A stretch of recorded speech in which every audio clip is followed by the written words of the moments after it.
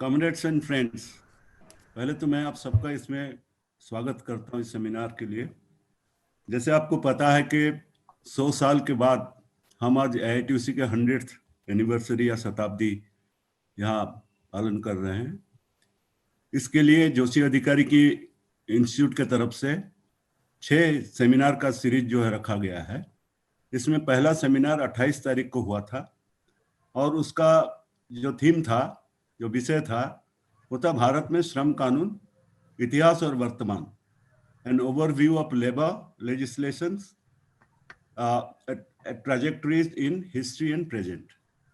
आज का जो विषय है ये है आधुनिक उद्योग में श्रम का दमन, चुनौतियां और जवाब, रेप्रेशन of labour in modern industry, challenges and responses. रफली ये इंग्लिश में ट्रांसलेट हो सकता है। इसके लिए हमारे पास आज 4 स्पीकर्स मौजूद हैं। There are 4 speakers. The first speaker is Comrade Sukumar Damle, general secretary of AITUC। मैं उनका स्वागत करता हूँ। कॉमरेड सत्यानंद AITUC के डिस्ट्रिक्ट सेक्रेटरी हैं बेंगलुरु से, उनका स्वागत करता हूँ। थर्ड स्पीकर जो है comrade Anil Pawar, general secretary AITUC Gurugram, उनका स्वागत करता हूँ। फोर्थ स्पीकर हैं कॉमरेड मिलिंद रानादे, जो नेशनल सेक्रेटरी हैं न्यू ट्रेड यूनियन इनिशिएटिव। अब मैं कॉमरेड विनीत तिवारी, जो जोशी अधिकारी इंस्टीट्यूट से जुड़े हुए हैं और सारे कुछ वही ऑर्गेनाइज कर रहे हैं, उनको मैं रिक्वेस्ट करता हूँ वो इस सेमिनार का मॉडरेशन करें, चलाएं और हर जो स्पीकर है उनके भाषण का जो विषय रहेगा उसके ऊपर कुछ बताएं। मैं अब विनीत जी को बोलूंगा, रिक्वेस्ट करूंगा वो आगे इसको बढ़ाएं। तो आज की जो ये पूरी योजना है और इस आज का जो विषय है कि प्राइवेट मॉडर्न इंडस्ट्रीज में जो वर्किंग क्लास की सिचुएशन है वो अलग अलग सेक्शंस कैसे हैं और जो आइडेंटिफाई किया उसके बारे में संक्षेप में एक आउटलाइन रखने के लिए, एक रूपरेखा रखने के लिए मैं डॉक्टर जया मेहता को इनवाइट करता हूं। सभी साथियों को मेरा ग्रीटिंग्स। और सबसे पहले मैं ये कहना चाहूंगी कि आज से 2 दिन के बाद में 7 नवंबर की तारीख है, जो रूसी क्रांति का दिवस है। और आज की इस मीटिंग में शुरुआत में मैं सोचती हूँ कि मैं सबको अभिनंदन करती हूँ रूसी क्रांति दिवस के ग्रीटिंग्स के रूप में।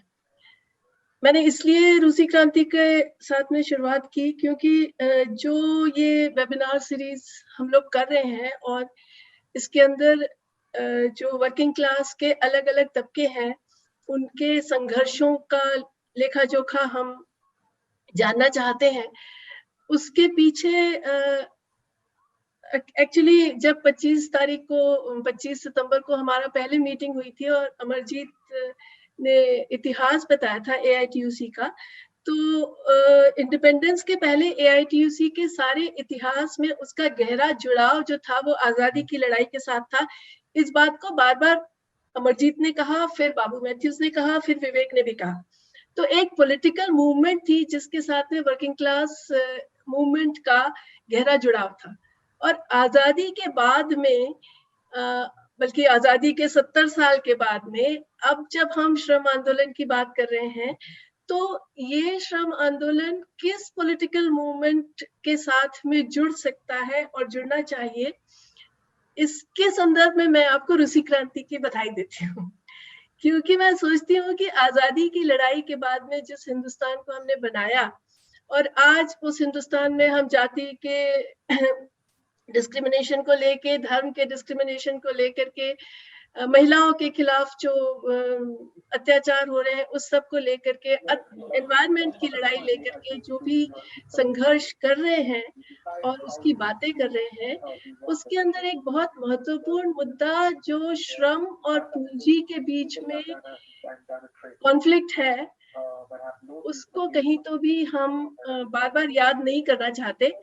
और ये बात मैं आज कहना चाहती हूँ कि जो शक्ल आज अख्तियार की है पूंजीवाद ने भारत में और पूरे दुनिया में, उस पूंजीवाद के चलते हम किसी भी तरह के अत्याचार को रोकने में समर्थ नहीं हो सकते। तो हम ये सारे श्रम का जो आंदोलन है इसको जोड़ना चाहते हैं कि ये हमारे मेहनतकश साथी किस तरह से उस आंदोलन में अपनी मुख्य भूमिका निभाएंगे, वो आंदोलन जो इस भयानक पूंजीवाद को के साथ लड़ाई करके एक ऑल्टरनेटिव सिस्टम की बात करेगा, या मैं कह सकती हूँ कि समाजवाद की बात करेगा, जहां पे कि पूंजी और श्रम के इस कॉन्फ्लिक्ट को दूर किया जाएगा। और तब दूसरे कॉन्फ्लिक्ट इम्पोर्टेंट नहीं है ऐसा मैं नहीं कह रही, लेकिन ये कॉन्फ्लिक्ट को दूर करना बहुत जरूरी है। और इस लड़ाई में हमारे जो मेहनतकश साथी हैं वो ही सबसे आगे बढ़ के स्थान लेंगे। तो उन सारे आंदोलनों को हम इस पृष्ठभूमि में देखना चाहते हैं। दूसरी जो आज की हमारी मीटिंग है उसके अंदर हमने मेहनतकश साथियों के उस तबके की बात करना चाहिए जो कि अति आधुनिक उद्योगों के साथ में जुड़े हुए हैं, और इंजीनियरिंग इंडस्ट्रीज मोस्टली, और ऑटोमोबाइल इंडस्ट्री उसमें सबसे ज्यादा। और जो लिबरलाइजेशन का समय है, लिबरलाइजेशन में सरकार ने ऑटोमोबाइल इंडस्ट्री में 100% फॉरेन इन्वेस्टमेंट अलाउ किया, और सारे बड़े बड़े फॉरेन कंपनीज उनके एक्सेसरीज और उनके असेंबली लाइंस ने यहाँ पे अपने अपने इन्वेस्टमेंट करके ब्रांचेस खोली हैं। और उन ब्रांचेस में श्रम के साथ में जिस तरह का व्यवहार हो रहा है और जिस तरीके से ये मल्टीनेशनल कंपनीज अपने मुनाफे को बढ़ाने के लिए, लेबर के दाम को कम करने के लिए जो जो हथियार इस्तेमाल कर रही हैं उसके बारे में बातें करना जरूरी है। और उसके खिलाफ जो श्रमिकों ने आंदोलन किए हैं वो आंदोलनों को भी बहुत ही ध्यान से हम इसलिए देखना चाहते हैं क्योंकि बहुत सारे श्रमिक जो इन आंदोलनों से जुड़े हुए हैं वो एक तो बहुत यंग एज के हैं, शायद लिबरलाइजेशन के बाद में पैदा हुए बहुत सारे श्रमिक हैं, फिर वो ITI ग्रेजुएट्स हैं, तो पढ़े लिखे हैं, उनकी एम्बिशन है, उनकी आकांक्षाएं हैं भविष्य के बारे में, और उनके पास में यूथ के साथ साथ मिलिटेंसी का और आंदोलन करने का बहुत सारा जोश भी है। तो इन साथियों के आंदोलनों को किस तरीके से एक राजनीतिक रूप दिया जा सके जिससे कि वो केवल अपने हकों की लड़ाई नहीं, पूरे समाज में मेहनतकश के हकों की लड़ाई लड़ सके, उसमें एक आगे की भूमिका, अग्रणीय भूमिका अपना सके। ये मैं सोचती हूँ कि आज की मीटिंग की चर्चा के बाद में हम लोग इस बारे में कुछ बात कर सकेंगे। धन्यवाद। अब मैं इस मीटिंग में सबसे पहले स्पीकर के तौर पर कॉमरेड दामले को बुलाता हूँ, और कॉमरेड सुकुमार दामले के बारे में एक दिलचस्प परिचय भी है। ये तो बताया ही कि वो नेशनल सेक्रेटरी हैं AITUC के, लेकिन उसके साथ ही उनका एक जो इतिहास है जिसको मैं एक दिलचस्पी से भरा इतिहास मैं समझता हूँ, वो ये कि वो एक मरीन इंजीनियर थे 1970 के दशक में। और जब वो मरीन इंजीनियर थे तो मर्चेंट नेवी के भीतर यूरोप के कई मुल्कों में उनका जाना हुआ, और जहां वो उस दौरान गए उसमें काफ़ी देशों में उन्हें लाल झंडे दिखाई देते थे। तो वो लाल झंडे उन्होंने देख करके वापस लौटे, और उन्होंने फिर लाल झंडे की पार्टी का रास्ता चुना और all India trade union Congress के साथ में जुड़े। 1977 से वो ट्रेड यूनियन कांग्रेस के साथ जुड़े हुए हैं, और मुंबई और पूना की तमाम ट्रेड यूनियंस के साथ उनके लंबे अनुभव रहे हैं। आज वो हमारे साथ में यहाँ पर अपने कुछ अनुभव साझा करेंगे, और मैं सभी वक्ताओं का परिचय जब मैं उन्हें आमंत्रित करूंगा तभी देता जाऊंगा। तो मैं आमंत्रित करता हूं कॉमरेड सुकुमार दामले को। सबको नमस्कार। जो मैं देख रहा हूं यहाँ जुड़े हैं तो काफी सारे बुजुर्ग हैं और खुद अनुभवी हैं, तो कहीं उनको ही जो कन्वर्टेड है उनको ही पाठ पढ़ाऊं ऐसा ना हो। फिर भी जो विषय दिया गया है कि आधुनिक उद्योगों में श्रम का दमन, चुनौतियां और जवाब, तो जैसा जया जी ने बोला कि ऑटोमोबाइल इंडस्ट्री से अगर आपका कुछ अनुभव है तो वो उसके बारे में कुछ बोलिए। तो इसके लिए मैंने पूना का जो कुछ थोड़ा सा अनुभव है उसका जिक्र करूंगा। वहाँ बजाज टेम्पो जो कंपनी थी, तो उसमें हमारा ये ऑटोमोबाइल सेक्टर से जुड़ाव है। अभी उसको फोर्स मोटर्स कहते हैं, वो पूना अकोडी में है। और जब वो चल रहा था तो बगल में ही बजाज ऑटो है, उसका भी आंदोलन चल रहा था। और करीब करीब वहाँ 4000 वर्कर काम करते थे। और सडनली एक दिन सबको घर बिठा दिया और कहा गया कि आपको पगार दिया जाएगा, आप घर बैठिए, यहाँ ना आइए। क्योंकि उनको पंतनगर में उनकी एक फैक्ट्री खोलनी थी, तो बिठा दिया। उस पर आंदोलन चला कि ये हमें काम चाहिए, सिर्फ पगार पाकर हम घर में नहीं बैठेंगे। तो कुछ दिन बाद वो खुला, बट बाय 2008 सबको वीआरएस दिया और वो फैक्ट्री वर्करों से खाली की गई।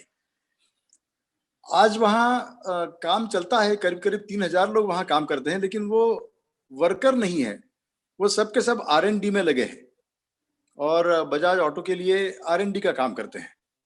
पंतनगर में काम चल रहा है, चाकंड में काम चल रहा है, औरंगाबाद में काम चल रहा है बजाज ऑटो का। और सब जगह में पिक्चर ये है कि करीब करीब 1000 परमानेंट लोग, परमानेंट मजदूर, और 700-800 के करीब कॉन्ट्रैक्ट मजदूर या कैजुअल कहा जाएगा, टेम्पररी कहा जाएगा। आजकल नीम, नेशनल एम्प्लॉयमेंट एनहांसमेंट मिशन के नाम से उनको रखा जाता है। आप जानते हैं कि वो इनको अश्योर करके एम्प्लॉयर्स को कि इसकी कोई भी लायबिलिटी जो नीम करके वहां आता है, उसकी कोई लायबिलिटी आपके ऊपर नहीं होगी, ये अश्योर किया जाता है। और ऐसे उनको रखा जाता है। और जो बेचारे वहां आते हैं उनको कहा जाता है कि your employment chances will go up, आप आइए। इस प्रकार से उनको रखा जाता है कि जहां उनको स्टाइपेंड है, पगार वगार नहीं है, पूरा काम लिया जाता है। अब आप जानते हैं कि नया फिक्स टर्म एम्प्लॉयमेंट आने वाला है, how that will roll out, अब देखा जाएगा। तो ये जो कंपनियां हैं, वहाँ बहुत सारी ऐसी कंपनियां हैं जहाँ वो फोक्सवैगन है, वहाँ डेमलर है, टाटा मोटर्स हैं, ऐसी कई, जैसे कहा गया कि ऑटोमोबाइल की कंपनियां हैं। सबका ऐसे जैसे वो पूना क्षेत्र में है, पूना बॉम्बे रोड से लेकर देहू रोड से शुरू हो जाता है और वहां से लेकर पूना तक बीच में आकुर्डी आता है, पिंपरी, चिंचवड़, भोसरी, ये तमाम जगह हैं कि जहां ये उद्योग फैले हैं। और एक मुख्य कंपनी और उसको सप्लाई करने वाले वेंडर्स, ये चित्र देखा जाता है। आमतौर पर जो मुख्य कंपनी में काम करने वाले परमानेंट मजदूर हैं, उनको अच्छा पगार समझते हैं लोग कि भाई हमको नौकरी वहां मिले, ये होता है। और बाकी जो है वेंडर्स वगैरह, तो वहाँ इतना पगार नहीं मिलता है। इट्स लाइक अ पिरामिड कि ऊपर कंपनी वो वहाँ परमानेंट मजदूर को अच्छा पगार, और उसके नीचे वाले जितने वेंडर्स हैं कि जो उनको पुर्जे देते हैं, अलग अलग पार्ट्स देते हैं, तो वो सब उसी एरिया में अभी एक नया वहाँ महिंद्रा ने करीब करीब 2000 एकड़ जमीन ली और उनका असेंबली प्लांट और तमाम उनके जो वेंडर्स हैं वो 2000 एकड़ में ही बसा लिए। तो वो एक ऐसा टाउनशिप भी बन जाता है। और वहाँ जो अलग अलग वेंडर है उसमें प्रॉब्ली 50% पार्टनरशिप वो महिंद्रा का है। अब कहने के लिए वो महिंद्रा से हटकर है, लेकिन ultimately they are tied to Mahindra. और जो वर्कर वहाँ काम करते हैं तो उनको जो असेंबली प्लांट है, मेन प्लांट है, तो वहाँ का पगार या वहाँ की सुविधाएं नहीं मिलती है। That is the general picture. Now this must be there in all MIDCs। हमारे महाराष्ट्र में MIDCs है, महाराष्ट्र इंडस्ट्रियल डेवलपमेंट कॉर्पोरेशन। ये जगह जगह में इंडस्ट्रियल डेवलपमेंट समान हो, इसके लिए वो खोले गए हैं, लेकिन वो भी कॉन्सेंट्रेट हो गए हैं अल्टीमेटली इन बॉम्बे, ठाणे, पुणे, नासिक रीजन। वहाँ MIDCs हैं और वहाँ ये चित्र दिखता है। अगर बजाज ऑटो का मैंने आपको बोला कि वहाँ जो 2007 के आसपास सब 4000 मजदूरों को बाहर बिठा दिया, तो बजाज ऑटो में ही बैक इन 1997 काफी बड़ा आंदोलन हुआ था, पुलिस फायरिंग हुई थी, तो 3 लोग मर गए थे, मजदूर मारे गए। 65 मजदूरों के ऊपर वैयक्तिक इंडिविजुअल फाइन लगाया गया 1-1 लाख रुपए का। और मुझे याद है तब कि करीब करीब पूना के जितने एम्प्लॉयर्स हैं बड़े बड़े, वो सब ने स्वागत किया था कि ये जो कोर्ट का फैसला है बहुत अच्छा है, सब ये मजदूरों को ठिकाने लगाएगा, ये बहुत फुदकते हैं वगैरह वगैरह। I am sorry for the language. तो जरा तो ये इस प्रकार से वो ये आया था और उनको फाइन किया गया था। तो यूनियन चंदा इकट्ठा करके करके वो 1-1 लाख का यानी 65 लाख का फाइन दिया गया था। ये तब हुआ था। एक बड़ा आंदोलन टाटा मोटर्स में हुआ था कि जिसके राजन नायर करके उसके ये थे लीडर, और उनका कई दिन तक शनिवार वहाँ ये चला, भूख हड़ताल वगैरह वगैरह चला, लेकिन उनको भी पुलिस ने खदेड़ दिया। दैट आंदोलन कुछ उसमें से हासिल नहीं हुआ, काफी लोग निकाले गए। कुछ आज तक करीब 450 मजदूरों के केसेस चलते हैं। तो ये भी हुआ है। तो ये अगर एक फैक्ट्री का मजदूर परमानेंट के नीचे अगर जाए, अलग अलग तबके देखें, तो जैसे मैंने आपको कहा कि परमानेंट मजदूर है, उसके अलावा टेम्पररी मजदूर हैं, कैजुअल्स हैं, कॉन्ट्रैक्ट मजदूर हैं, जैसे मैंने आपको बोला नीम है। इनको सबको बहुत ही डिस्क्रिमिनेट किया जाता है। पगार अगर देखा जाए तो द टोटल इज उनका basic plus dearness allowance plus various allowances, काफी सारा हिस्सा इंसेंटिव्स करके दिया जाता है। जो प्रोडक्शन से जुड़ा हुआ है वो कई शर्तों पर दिया जाता है। जैसे ये एग्जांपल देता हूँ फोर्स मोटर्स का, तो वहाँ बेसिक प्लस डीए है और उसके अलावा प्रोडक्शन अलाउंस है, विच इज यानी आपका अटेंडेंस के ऊपर है, आपका प्रोडक्शन एफिशिएंसी के ऊपर है। आपको कोई भी वार्निंग मिल गया, एक भी वार्निंग महीने भर में मिल गया, तो that incentive amount is cut, आपको नहीं मिलता है। ये सब जो अलाउंसेस है, तो वो ये टेम्पररी मजदूरों को है, दिए तो जाते हैं, लेकिन इन प्रैक्टिस किसी को भी 1 महीने भी नहीं मिलता है। टेम्पररी को कभी नहीं मिलता है, और उसको न मिले इसके लिए महीने भर में एक ना एक उसको चार्जशीट दिया जाता है, कोई वार्निंग लेटर दिया जाता है, ताकि वो कंडीशन के तहत उसको वो इंसेंटिव न दिया जाए। आपको बताऊं कि एक ही प्रेस मशीन है कि ये प्रेस मशीन पर कोई परमानेंट भी मजदूर काम कर रहा है और टेम्पररी काम कर रहा है। तो जो मेटल शीट प्रेस मशीन में डाला, तो वो एक मजदूर डाल रहा है, और वो प्रेस करने के बाद उसको निकालने वाला एक मजदूर है। एक है परमानेंट, एक है टेम्पररी। तो वो परमानेंट मजदूर को हो सकता है कि 90% उसको एफिशिएंसी दी जाती है, और वही काम करने वाले टेम्पररी मजदूर को 1%, 2%, दिस इज रिडिकुलस, लेकिन वो हो रहा है। इसके लिए उसको किसी को भी इंसेंटिव नहीं मिलता है। ये हुआ पगार का। इसके अलावा और कई शर्तें हैं कि जो या सेवा शर्तें हैं कि जो उनको नहीं मिलती है। फॉर एग्जाम्पल, उनको कैंटीन में खाना नहीं दिया जाता था। कॉन्ट्रैक्ट मजदूर, टेम्पररी मजदूर ये वहाँ खाना नहीं खा सकते थे। अगर कोई वहाँ जाए खाना खाए, तो एक वक्त था, आजकल वो नहीं है, आजकल उनको दिया जा रहा है, लेकिन एक वक्त था कि वहाँ कोई सुपरवाइजर या कोई क्या वो सिक्योरिटी वाला वहाँ पहुँच जाता है और देखता है कि भाई आपका पास कहाँ है। अगर वो परमानेंट मजदूर नहीं है, तो उसको वहाँ जो खाना खा रहा है वहां से उठाया जाता था, वोट यहाँ से बाहर चल। अब इसके खिलाफ कुछ मजदूर बोले कि भाई उसको खाना तो खाने दो, फिर जाएगा वो। तो ये इतना डिस्क्रिमिनेशन हो रहा था। अब वो बंद है, कॉन्ट्रैक्ट वाले वगैरह खाते हैं वहाँ, लेकिन आज भी मैनेजरियल कैडर और जो प्रोडक्शन वाले हैं तो वो उनके लिए कैंटीन अलग अलग है। कहा जाता है कि हमारा एक ही करो, लेकिन वो नहीं किया जाता, आज भी वो डिस्क्रिमिनेशन है। ये हुआ कैंटीन का।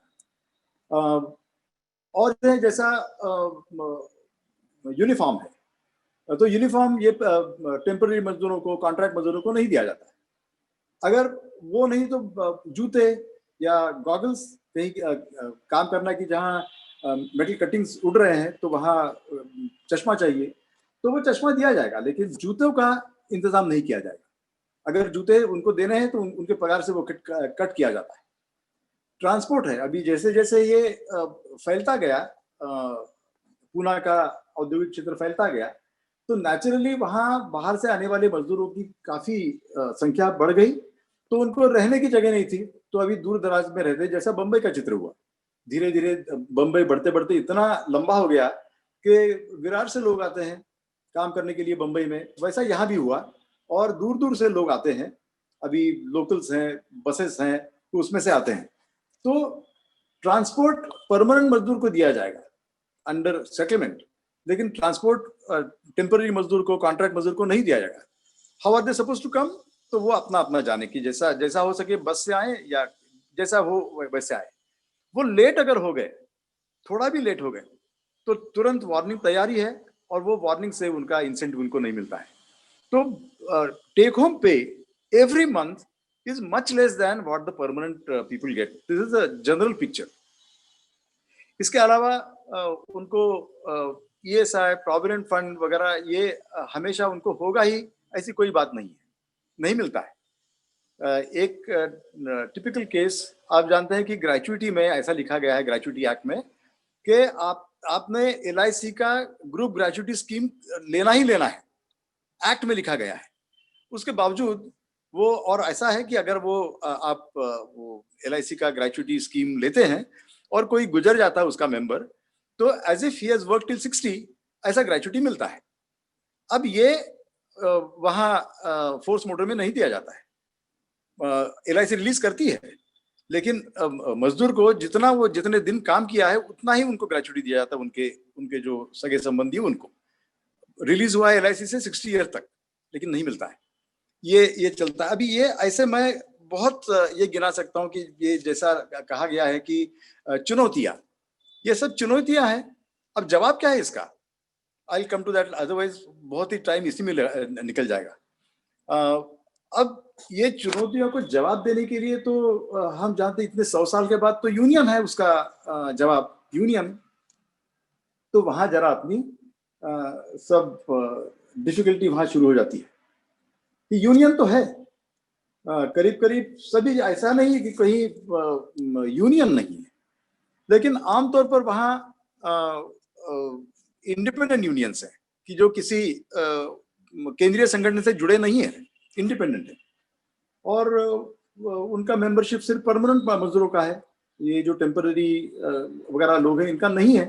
वो यानी यहाँ तक कहते थे कि हमारे कॉन्स्टिट्यूशन में नहीं है, इसके लिए हम उनको मेंबर नहीं कर सकते हैं, लेकिन उनका पगार बहुत कम है, उसका क्या, तो वो नहीं, हम तो नहीं ले सकते उनको। अब ये जो है कि बिकॉज ऑफ ये जो इतना बड़ा तबका है, जैसे मैं बोला कि बजाज ऑटो में ही करीब करीब 1000 परमानेंट है तो 700 टेम्पररी कैजुअल कॉन्ट्रैक्ट लेबर है। ये प्रमाण व्यस्त है बहुत जगह में, जैसे 1000 और 700 नहीं है, शायद कॉन्ट्रैक्ट वाले 1000 और परमानेंट 700 ऐसे बहुत जगह में दिखेगा। तो यहाँ समझना चाहिए कि खुद परमानेंट मजदूर इसमें इसके दबाव में आ रहा है। अभी धीरे धीरे ये शुरू हो गया है कि मालिक कहता है, मैनेजमेंट कहती है कि हम आपको पगार वृद्धि क्यों दें। एक हैबिट बन चुकी है ना, एवरी 3 years 4 years आप जाकर कहते हैं कि हमारा पगार वृद्धि करो। तो यहाँ तक अब ये उनको सुनना पड़ता है कि आपको पगार वृद्धि क्यों दूं, जबकि आपके आधे पगार में मुझे कॉन्ट्रैक्ट मजदूर मिल रहा है, तो आपको क्यों दूं। तो ये जो दबाव है because of contract and temporary worker अपने को नहीं मिल रहा है, ये समझने की जरूरत है। मैं कहूँगा ये सामूहिक स्वार्थ है। ये क्यों मैं बोल रहा हूँ, क्योंकि ऐसा एक मुद्दा उठा वहां कि कॉन्ट्रैक्ट मजदूरों को इकट्ठा किया जाए, उनको यूनियनाइज किया जाए, तो एक कंपनी के वर्कर हमारे कार्यकर्ता को बोले कि आपका इसमें स्वार्थ क्या है, आप ये कॉन्ट्रैक्ट मजदूर को क्यों यूनियनाइज करना चाहते हो। तो उसको जवाब देना मैं समझता हूँ यही कि आपने जो यूनियन बनाया है तो उसी में इसका भी आंसर है। आपने यूनियन क्यों बनाया? क्योंकि आप अकेले को मालिक लूट सकता है, सुपरवाइजर आपके पीछे पड़ सकता है, तो वो न करते हुए मैं अगर इकट्ठा हो जाऊं तो सामूहिक स्वार्थ मैं ले पाऊंगा। तो यही लॉजिक यहाँ भी है कि अगर कॉन्ट्रैक्ट वाले को साथ में ले तो सामूहिक स्वार्थ हम ले सकते हैं, हमारा पगार सबका बढ़ा सकते हैं। लेकिन ये अभी समझने के बहुत दूर है वर्कर। वो आज कहते हैं कि हम हमारा देखेंगे, कॉन्ट्रैक्ट वाला बाकी देख लें। ये आज की मानसिकता है। ये है मजदूर यूनियन का। जैसे मैंने बोला कि बहुत इंडिपेंडेंट यूनियंस है, लेकिन कुछ एफिलिएटेड यूनियंस हैं। उनकी जैसी कामगार संगठन कृति समिति है वैसे वहां भी है। उधर एक श्रमिक एकता महासंघ भी है, उसमें भी अभी दरार आ गई है। एक दो हिस्से हो गए उसका, एक श्रमिक एकता महासंघ राष्ट्रीय और एक श्रमिक एकता महासंघ, ऐसा हो गया है। तो ये लोग इकट्ठा तो आ रहे हैं, लेकिन आज तक ऐसा देखा नहीं गया है कि वो कॉन्ट्रैक्ट मजदूरों का वो प्रॉब्लम उठा पाए, ऐसा दिख नहीं रहा है अभी। इसके अलावा जैसे बोला कि जो ये होता है डिस्क्रिमिनेशन, उसके मैंने आपको पहलू बताए अलग अलग। तो ये यूनियन का मैंने आपको बोला क्या हो रहा है अभी। ये जो पगार का काफी सारा हिस्सा ये कुछ ना कुछ वार्निंग से, कुछ ना कुछ अटेंडेंस से, एफिशिएंसी से जुड़ा होने के कारण आमतौर पर देखा जाता है कि इवन परमानेंट मजदूर दबाव में वो अपनी नौकरी और अपना घर भला ये देखकर ना सुपरवाइजर से कभी भिड़ता है, कहीं भी अन्याय हो गया तो नहीं बोलता है, ज्यादा दबाव में है। तो ये आमतौर पर वहां का माहौल है। अगर वहां वो जाता है कि बहुत ज्यादा हो गया, अभी चलो लेबर मशीनरी में जाए, कहीं कामगार आयुक्त के पास जाए या लेबर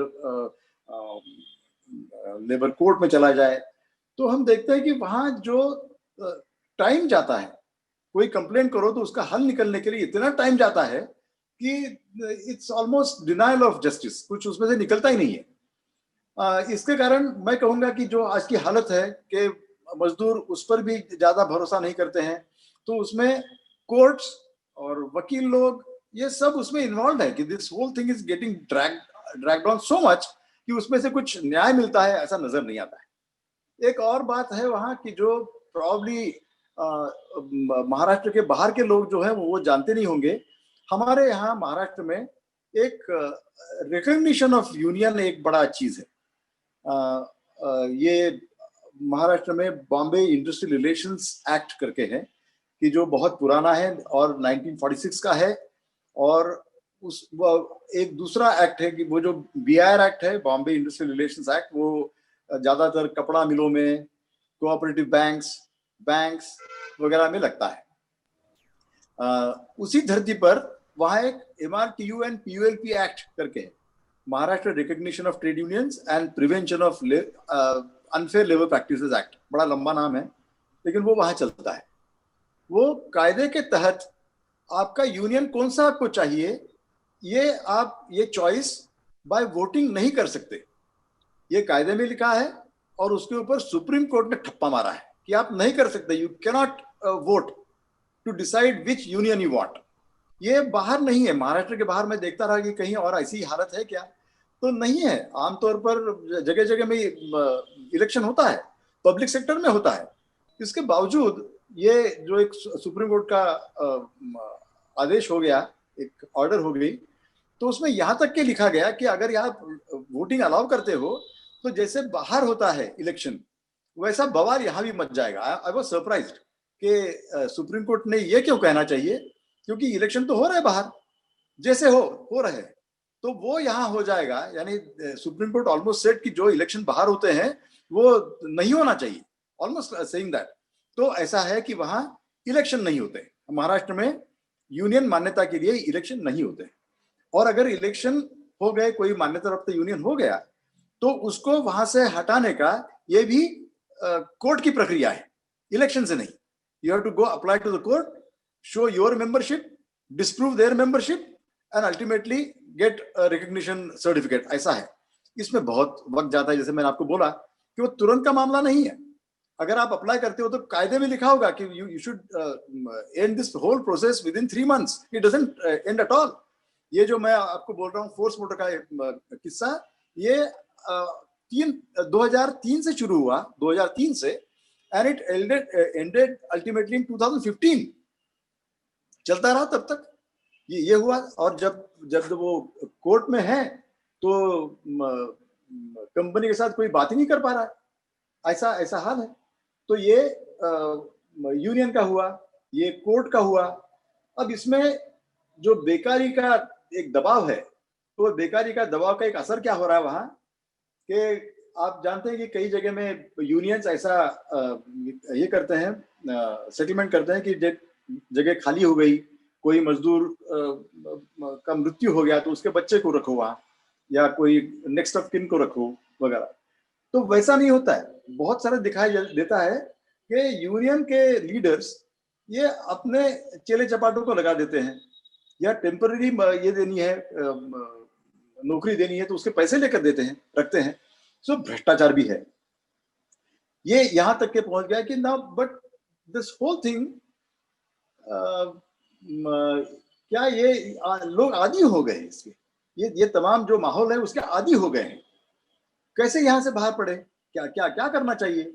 मैं समझता हूं कि इसके लिए अगर union even to begin with अपना कारोबार, अपने सदस्य जो है उनका कारोबार अगर वो लोकशाही ढंग से करे, मैं समझता हूँ कि वहां से रास्ता निकल सकता है. कोई तो बोलेगा वहां कि इसका क्या करें, ये कॉन्ट्रैक्ट मजदूर है, उसके लिए ऐसा अपना पगार नहीं बढ़ रहा है, इसकी कुछ चर्चा होगी. अगर ऐसा सामूहिक हो तो. अगर वो सामूहिक नहीं है, मान्यता प्राप्त यूनियन है कायदे में, तो कोई उनको पूछता ही नहीं है, कोई उनकी जनरल बॉडी मीटिंग देता नहीं है. हाँ, यस, आई शॉर्टन इट. तो ये हो रहा है. अभी नया दौर आ रहा है, लेबर कोड्स आ रहे हैं, तो how they will roll out we don't know. एक और यहाँ देखा जाएगा, ये पूना रीजन में, वहाँ ये पूरा क्षेत्र ये मेल डोमिनेटेड है. मेंबरशिप मेल मेंबरशिप है वहाँ. ऐसा बात नहीं कि वहाँ महिलाओं के कारखाने नहीं है, लेकिन वहाँ यूनियन नहीं है. तो वहाँ जो डिस्क्रिमिनेशन चलता है, जो कुछ चलता है, तो वो I mean it's a story all together different. वहाँ नहीं है, दैट्स अ फैक्ट. तो ये है पूना का चित्र कि वहाँ आज सिर्फ चुनौतियां हैं, जवाब तो फिलहाल नहीं है. वो जवाब देने के लिए एक अपने को जो यूनियन चलाने का जो तरीका है, तो that has to be more democratic. And जो वहाँ कार्यकर्ता जाते हैं, they should see to it कि वो डेमोक्रेटिकली फंक्शन करे. तो I think we can find a way out, ऐसा मुझे लगता है. I stop here. हमारे अगले स्पीकर हैं कॉमरेड सत्यानंद का जो बैकग्राउंड है, जो परिचय है, वो भी एक दिलचस्प परिचय है. और वैसे मैं आपको बता दूं कि आज जो इंजीनियर्स का ट्रेड यूनियन के साथ में यहाँ जुड़ाव हमें देखने को मिल रहा है. कॉमरेड सत्यानंद भी मैकेनिकल इंजीनियर हैं, जालंधर NIT से उन्होंने इंजीनियरिंग किया था, और उसके बाद 10 बरस तक वो TCS में सॉफ्टवेयर इंजीनियर रहे, और उसके बाद उन्होंने टिस मुंबई से मास्टर्स किया ग्लोबलाइजेशन एंड लेबर इशू पर, और पिछले 8 साल से वो एटक के साथ जुड़े हुए हैं. कॉमरेड सत्यानंद बेंगलोर से आते हैं, और वो बेंगलोर से उन्होंने अपना विषय चुना है कि ग्लोबलाइज्ड वर्क प्लेसेस के भीतर किस तरह से लेबर का और वर्किंग क्लास का एक्सप्लॉइटेशन हो रहा है. Comrade Satyanand. Comrades have divided my presentation into 4 major portions. The first portion is ये जो मेल आएगा ना, थोड़ा सा ध्यान देना. Hello. Yeah, am I audible, Comrade? Yes, you are audible. You're audible. Please go ahead. So I begin with my presentation with a brief idea about the evolution of the industrial demographics in the city of Bangalore. So Bangalore began as an industrial establishment well before independence, when the Mysore state had a lot of state public sector units under the divanship of Shri M. Vishweshwaraya. So the Mysore state and especially the Bangalore region has always been industrialist well before the independence movement. So, and further on during the 1950s and 60s, several large public sector units like BHEL, BEL, BEML were established in the city of Bangalore. So, naturally, after the establishment of these public sector industries, there was a strong impetus to the trade union movement as well. Because HAL itself, as an industry at its peak, employed more than 25,000 workers. And BEL alone had more than 20,000 workers with more than 15,000 workers in the union. So there was a strong union movement based on the establishment of public sector in Bangalore. But as with the advent of the new economic policy in the 1990s, so there was a gradual move away from the permanent workforce towards greater contractualization, and the greater disinvestment and greater outsourcing policies also took place within these public sector units. And at the same time, there was a greater impetus to export oriented units in the city of Bangalore. So therefore, even in the city of Bangalore, we've seen a very marked change in how the city itself, the demographics of the city itself has changed from a city which was mainly reliant on public sector factories, large industries, stable employment opportunities, to a city that has somehow become, one could probably say, the poster child of globalization in the country. Because in my personal opinion, no other city has been altered so radically as Bangalore has been after the advent of the new economic. Just to give you an example of how the city of Bangalore has changed in the after the advent of globalization, the 1991 census of the city of Bangalore, there was a population of around 33 lakhs. And in the 2011 census, it had jumped to 1.05 crores, which is roughly tripling the population of the city in a matter of just 20 years. So this radical demographic change didn't come about without changes in the underlying economic base of the city of Bangalore. So the point that I wish to portray here is, one, the public sector recruitment and the public sector strength also decreased. And on the other hand, export-oriented units in terms of information technology, biotechnology also came up very dramatically during the 90s and the early 2000 era.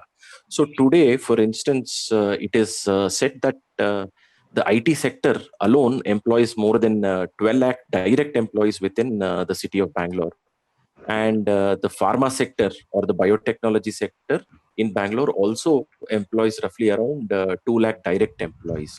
So such has been the growth of the information technology and the biotechnology sector on one hand. And in terms of other modern industries, when we look at the modern industries in Bangalore today, so alongside these large public sector units and the state public sector units, we also have huge automobile factories in the form of Honda motorcycle and Myco, which is now renamed as Bosch. Then we have the Volvo company. Then we also have a very large unit of Toyota Kirloskar in Bangalore. Then alongside these, we have smaller defense and aerospace sector related companies like Maini, Dynamatic, and Tata Advanced Materials, etc.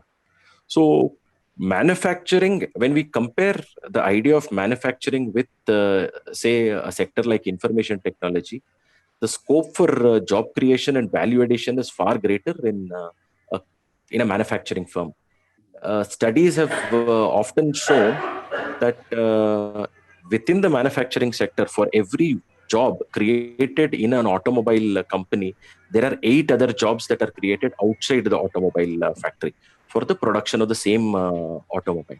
So essentially, this means that there is one mother industry, and then there are several ancillary industries which come up around that mother industry. And this is exactly the kind of development that we have seen in Bangalore as well. So for instance, the real estate pressure in the city of Bangalore has been so much that industries which were earlier closer to the city, like famous industrial areas such as Peenya, Rajajinagar, Yashwantpur, which were at once in the 50s and 60s an industrial center, now has become very much part of the city. And therefore, there has been a rapid deindustrialization of these industrial areas which are now closer to the city center. And therefore, we have large industrial areas in the form of industrial areas in Bidadi, which is on Mysore Road. Then we have industrial areas in Hoskote Main Road, and so on and so forth. So the essential model in most of these industrial areas that we notice is the fact that there is the hub, which is the major automotive manufacturing facility, say a Honda Motors or a Toyota Kirloskar or a Bosch factory. And in and around the same industrial area, there are hundreds of smaller ancillary units which have sprung up, and which are also partly due to the pressure that these large companies exert on small and medium enterprises, in terms of even pressurizing them to locate themselves closer to their own manufacturing facilities for ease of movement and other comforts that the manufacturing facility will have. So this is one set of industries that we have seen in Bangalore in terms of automobile and automotive ancillary units. On the other hand, we also see that there are very large IT firms, like I already mentioned. More than 12 lakh direct employment is provided today by the IT sector in the city of Bangalore. And at the same time, export-oriented ready-made apparel companies also have sprung up. So, which we essentially refer to as the garment industry. So the garment industry is also, estimates suggest that more than 4 lakh people are directly employed in the garment sector today in the city of Bangalore. So this is essentially basic picture and a brief idea about how the industries and how the profile is within the city of Bangalore. And when we come to the next subject, related subject to this issue, that is how workers are recruited and how exploitation goes on in these industries. So exploitation in these industries starts right from the first aspect in terms of even recruitment. For example, Honda Motorcycle Scooter India Limited, they set up a new plant at Narsapura, which is around 65 kilometers away from the city of Bangalore. So this plant was set up in the year 2013. So when they actually set up the plant, this plant is a very large facility. In fact, it is the world's largest two-wheeler manufacturing facility. So when they set up the plant, their first idea was to ensure that their recruitment of workforce is done from places outside of the local area. So the first thing that they ensure and try and do is to ensure that the local population is kept to a minimum, especially within their permanent workforce. So today we are in a situation where we see more than 80% of the permanent workforce is all migrant labor who are recruited from different industrial training institutes across the state of Karnataka. So that is a practice that has become very commonplace in the city of Bangalore, where the recruitment, especially in permanent positions, is skewed and biased against the locals. So the reason is very simple. So the employers somehow believe that if there are more number of locals in the permanent workforce, then there is a chance of greater political mobilization at the local level in terms of whenever there is a struggle. So there is a greater possibility of local political mobilization against the employer. And therefore, in order to avoid such a situation, they take adequate precautions by ensuring that there are more number of migrants who come and get recruited as permanent workers. And not only this, at the stage of recruitment and at the stage of even land acquisition, what happens usually is that the local Gram Panchayat leaders and the local political influences, whoever they may be, so they are given preference in handing out contracts for the water supply system, contracts for canteen, transportation, and all of that. So therefore, especially in new industries where the workforce is young and mostly migrant. When I say migrant, they are basically intrastate migrants. So the conflict when it comes to the question of unionization and organization usually is on the question of recognition, since Karnataka doesn't have a recognition of trade unions legislation.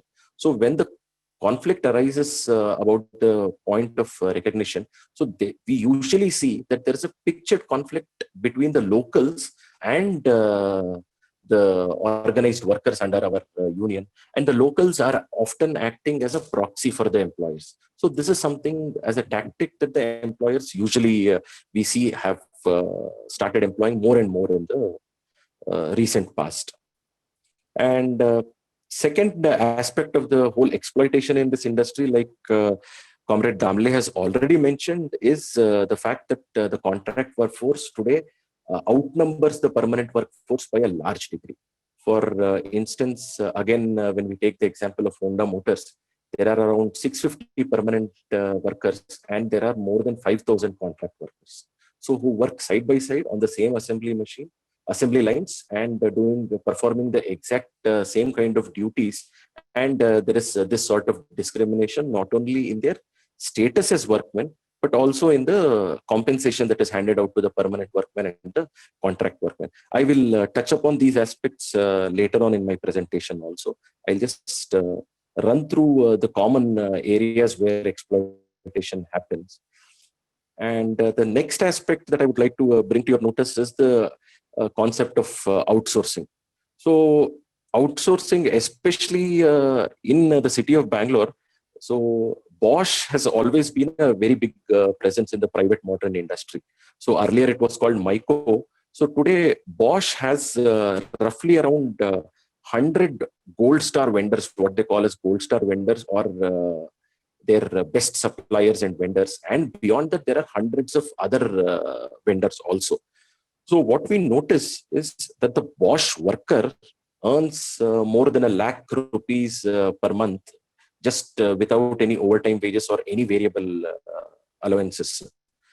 But the same work that has been outsourced from Bosch to another company, say in the same vicinity of Bosch, he is working at the same work that is being done by another worker in another company. He earns minimum wages, which is roughly around 13 to 15,000 in the state of Karnataka. So this disparity in wages is very huge. The cost saving associated with outsourcing also is very huge. So what has happened is unions are not able to articulate against this idea of outsourcing because the managements have in turn created what we can call a labor aristocracy, in the words of Lenin. So what we see in these large modern industries is the fact that the management has created willfully through paying more than efficiency wages. So through paying more than efficiency wages to a small set of permanent workmen, they have bought the silence of the organized workers in terms of on the vital issues of contractorization or even outsourcing. So that is roughly how unions of permanent workmen have actually performed in terms of fighting for the rights of their contract workers or fighting against these policies of outsourcing. So which is why there is a studied silence on these issues within unions, which are actually quite old also, and the recent unions such as Toyota Kirloskar, which is slightly more recent in history than the Bosch union. But there has always been a marked and very studied silence on the vital issues of contractorization and outsourcing from the union. So the union leaders are simply not willing to articulate and demand that the employer stop outsourcing and also regularize the contract workers, because in the heart of their hearts, they know that they are getting paid extra because of the fact that there is cheap labor available and the cheap labor is being exploited. So that is an unspoken kind of an agreement that exists between the unions and the large employers today. So just to give you some examples of the struggles that have happened in Bangalore on these vital issues. So roughly around 4 years ago, our AITUC General Secretary, Comrade Vijay Bhaskar himself, led us long struggle of around 400 odd temporary workmen who were in Bosch and who were retrenched without any notice, without any compensation. So when we began the struggle under the banner of AITUC, we wanted regularization of job for these permanent workmen. So the 400 workmen were going on a dharna outside the factory gates, and we had got good wide publicity in the city of Bangalore. But the struggle continued, and as the struggle continued, the staying power of the union or the organization of temporary workers was found to be weak. The permanent workers were willing to contribute financially, but the permanent workers were not willing to come out on the streets or participate meaningfully in the demonstration and the protests of the dharna of the temporary workers. But since the struggle was being led by AITUC, we were able to manage to mobilize enough financial resources from all our other affiliated unions in the city of Bangalore. So all other affiliated unions in the city of Bangalore came, participated, contributed financially and other essential items for the dharna and the demonstration of these temporary workers. So therefore, we were able to continue the struggle for a little longer.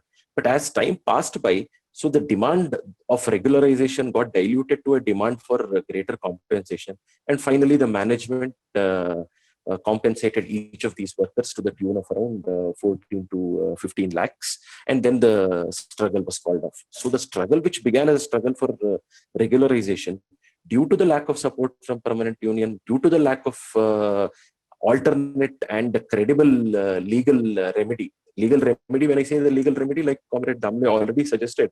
So the legal means that we can adopt in these regularization cases is very time consuming.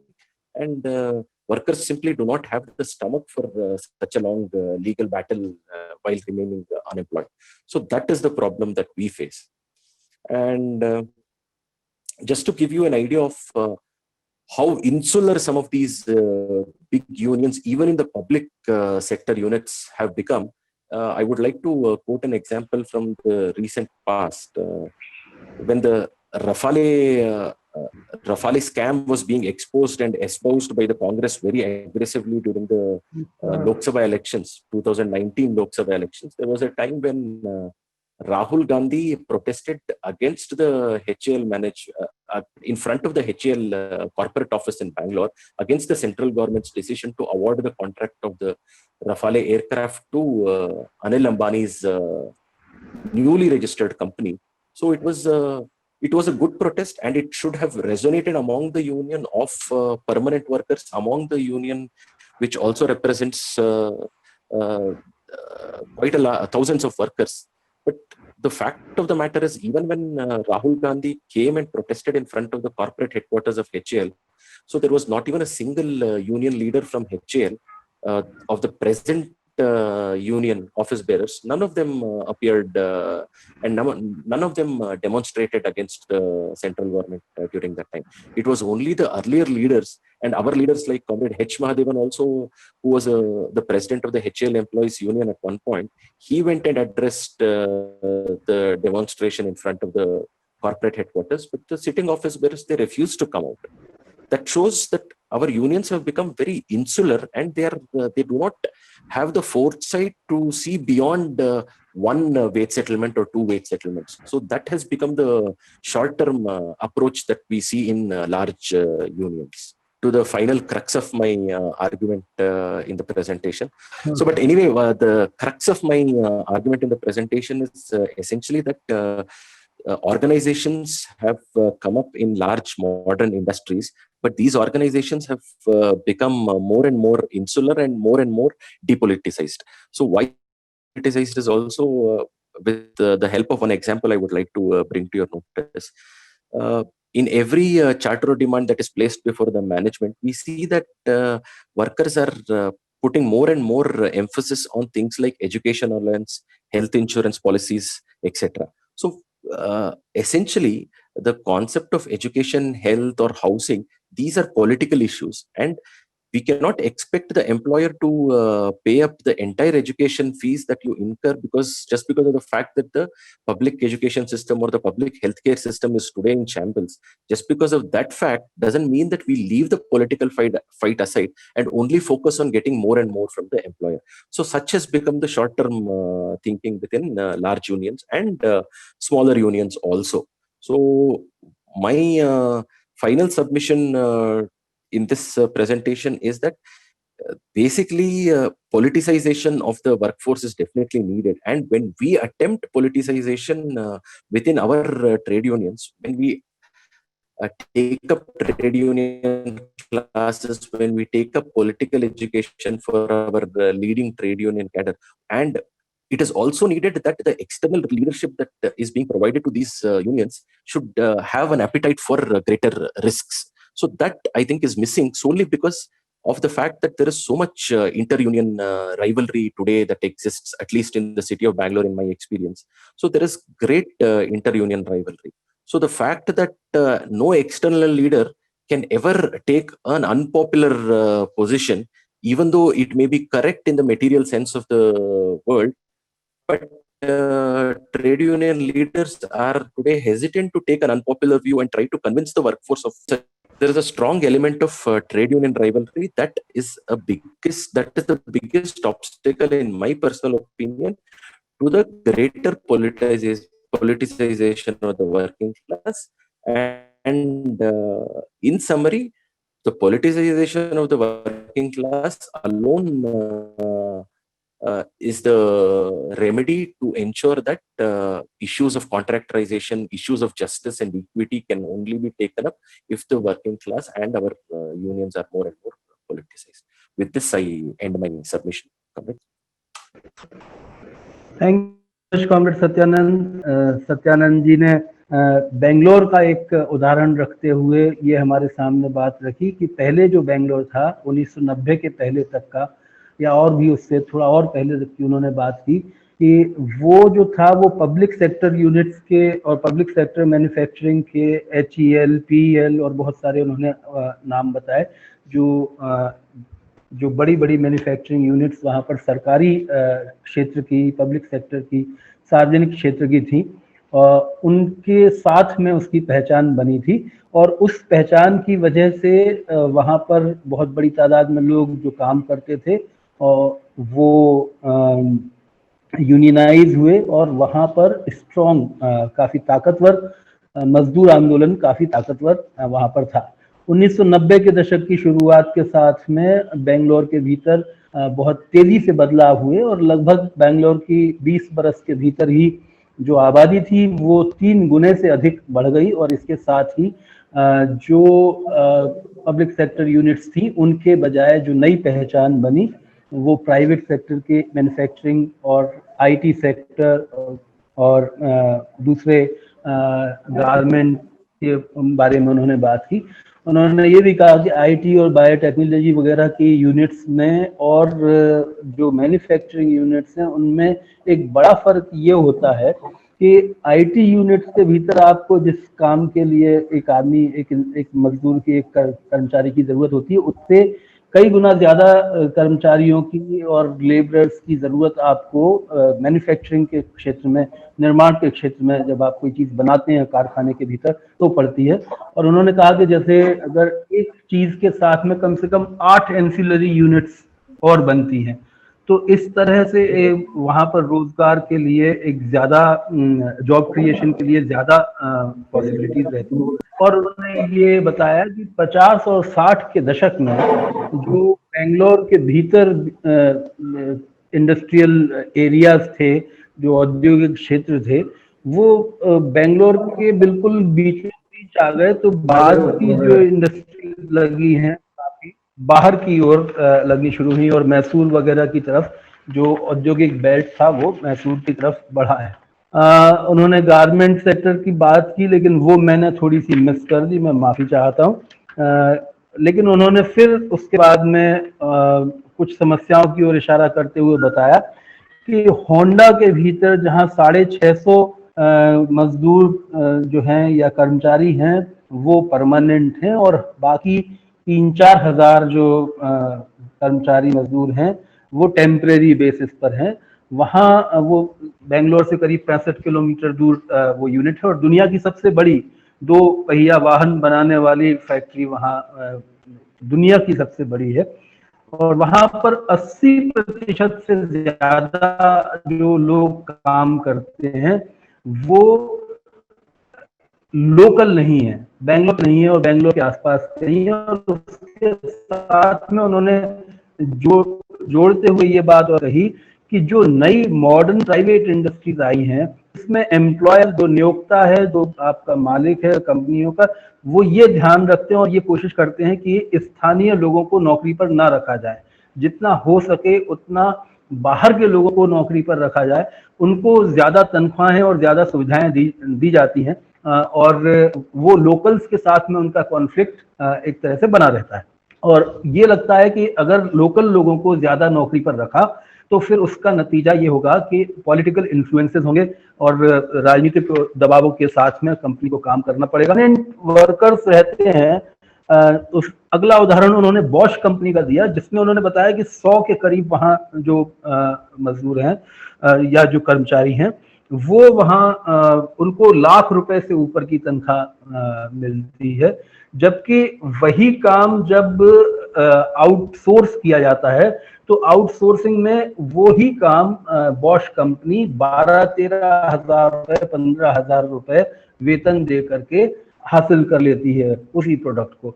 तो इससे होता यह है कि आपने कॉन्ट्रेक्चुअलाइज किया, मतलब ठेका मजदूर बनाए, और दूसरी तरफ आपने आउटसोर्स किया और अपनी चीज को कम उसमें कीमत में आपने हासिल कर लिया अपने प्रोडक्ट को।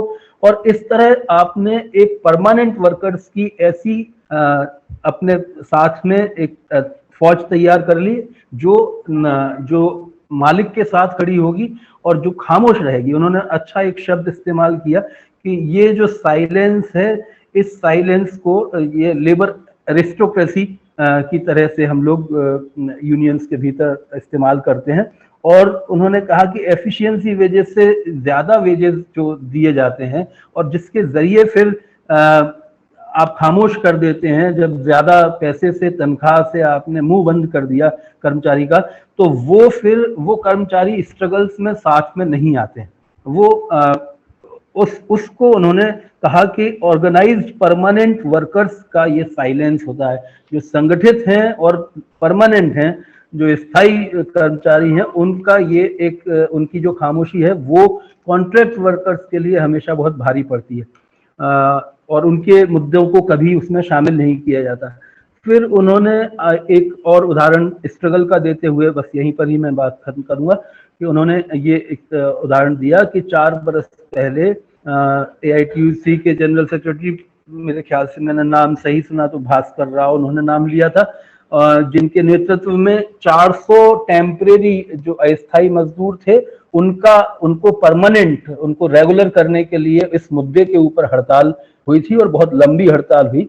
और लेकिन जब वो हड़ताल बढ़ती रही, आगे चलती रही, तो फिर उनकी जो डिमांड थी, उनकी मांग जो थी मजदूरों की, वो रेगुलराइजेशन से और स्थायी कर्मचारी होने से डाइल्यूट होकर के वो डिमांड कंपेंसेशन पर, मुआवजे पर आ गई। और वो मुआवजे की 14-15 लाख के करीब उन्हें इस लड़ाई के बाद में वहाँ के 400 जो मजदूर जिनकी लड़ाई वो लड़ रहे थे उनको इतना मुआवजा मिला। लेकिन उन्होंने ये कहा कि ये आखिरकार ये लड़ाई की उस तरीके से परिकल्पना नहीं थी जैसी कि हम यूनियन के भीतर कर रहे थे। उन्होंने ये भी कहा कि इसमें एक और उदाहरण उन्होंने ये दिया कि राफेल एयरक्राफ्ट का जब अंबानी की ताज़ा कुछ दिनों पहले बनी हुई कंपनी को ठेका दिया गया, तो कॉमरेड एच महादेवन जो AITUC के बड़े लीडर हैं, वो HEL के सामने जब राहुल गांधी ने प्रदर्शन किया तो वहां अंदर यूनियन के भीतर के जो परमानेंट वर्कर्स की जो यूनियन है उनमें से कोई लोग सड़क पर निकल करके नहीं आए। और आखिर में बस उनकी बात का एक उन्होंने जिन सवालों की तरफ इशारा किया वो ये है कि यूनियन के सामने भी ये चुनौती है कि ये रेगुलर वर्कर्स, परमानेंट वर्कर्स के कॉन्फ्लिक्ट को, कॉन्ट्रैक्ट वर्कर्स के कॉन्फ्लिक्ट को ये कैसे रिजॉल्व किया जाए और कैसे ये किया जाए कि जो परमानेंट वर्कर्स हैं, जो स्थायी कर्मचारी हैं, वो अपनी डिमांड्स को केवल अपनी सुविधाएं बढ़ाने तक या वेज सेटलमेंट तक महदूद ना करें, सीमित ना करें, और वो पॉलिटिसाइजेशन की तरफ आगे बढ़ें। और वो पॉलिटिसाइजेशन जब होगा तभी उनके बीच में एक कर्मचारी और मजदूर की जो भावना की एकता होती है वो एक दूसरे वर्कर के साथ में खड़ी होगी। और भी कुछ बातें थी, जैसे उन्होंने कहा कि जब बॉश की मजदूरों जो कर्मचारियों की लड़ाई वो लड़ रहे थे और वहां परमानेंट वर्कर्स सामने नहीं आ रहे थे, लेकिन वो पैसा देने के लिए तैयार थे कि आप स्ट्रगल कर रहे हैं, तब बेंगलोर की अन्य यूनियनों ने, AITUC से जुड़ी हुई अन्य यूनियनों ने भी मदद की और उनके साथ एकजुटता दर्शाई, इसलिए वो संघर्ष थोड़ा और आगे तक लड़ा जा सका। शुक्रिया बहुत बहुत। और अब मैं आमंत्रित करता हूं हमारे अगले वक्ता कॉमरेड अनिल पवार जी को। और कॉमरेड अनिल पवार के परिचय में वो मैं आपको बताऊं कि उनसे जब मैंने परिचय पूछा तो उन्होंने जनरल सेक्रेटरी गुरुग्राम एटक मुझे लिख दिया। मैंने कहा थोड़ा और बताइए, तो बोले थोड़ा और क्या, बस इतना ही है। तो मैंने कहा कि नहीं कुछ और आप बताइए, आप कहाँ पर क्या करते थे क्या नहीं। तो बोले परिचय में फिर ये है कि 3 साल जेल भी रह आए, 302 का मुकदमा भी अभी चल रहा है। तो लड़ाकू साथियों के परिचय में ये बात रहती है कि आप कितने बरस शोषण करने वालों से लड़ते हुए जेल में रहे। और वो पिछले 2004 से एटक के साथ जुड़े हुए हैं और पहले वो अमीरा फूड में काम करते थे, जहां पर कि उन्होंने नौकरी में उनका विक्टिमाइजेशन हुआ तो उन्होंने वो नौकरी छोड़ी और उसके साथ अभी तक केस भी उनका चल रहा है। फिर उसके बाद रिको ऑटो करके एक जगह है, मतलब एक कंपनी है, जहां पर पुलिस ने और बाउंसरों ने गोलीबारी की और मजदूरों की हत्या की और मजदूरों के नेताओं पर ही उन हत्याओं के आरोप भी लगा दिए गए, जिस सिलसिले में इनके ऊपर भी 302 का मुकदमा लगा और अभी उनकी चल रही है और 3 साल वो इस बीच जेल भी रह आए हैं। और वो डिप्टी जनरल सेक्रेटरी है हरियाणा AITUC के। और मैं और अधिक समय न लेते हुए कॉमरेड अनिल पवार से आपको रूबरू करवाता हूं, जो गुड़गांव मानेसर बेल्ट से अपने अनुभव हमारे साथ साझा करेंगे।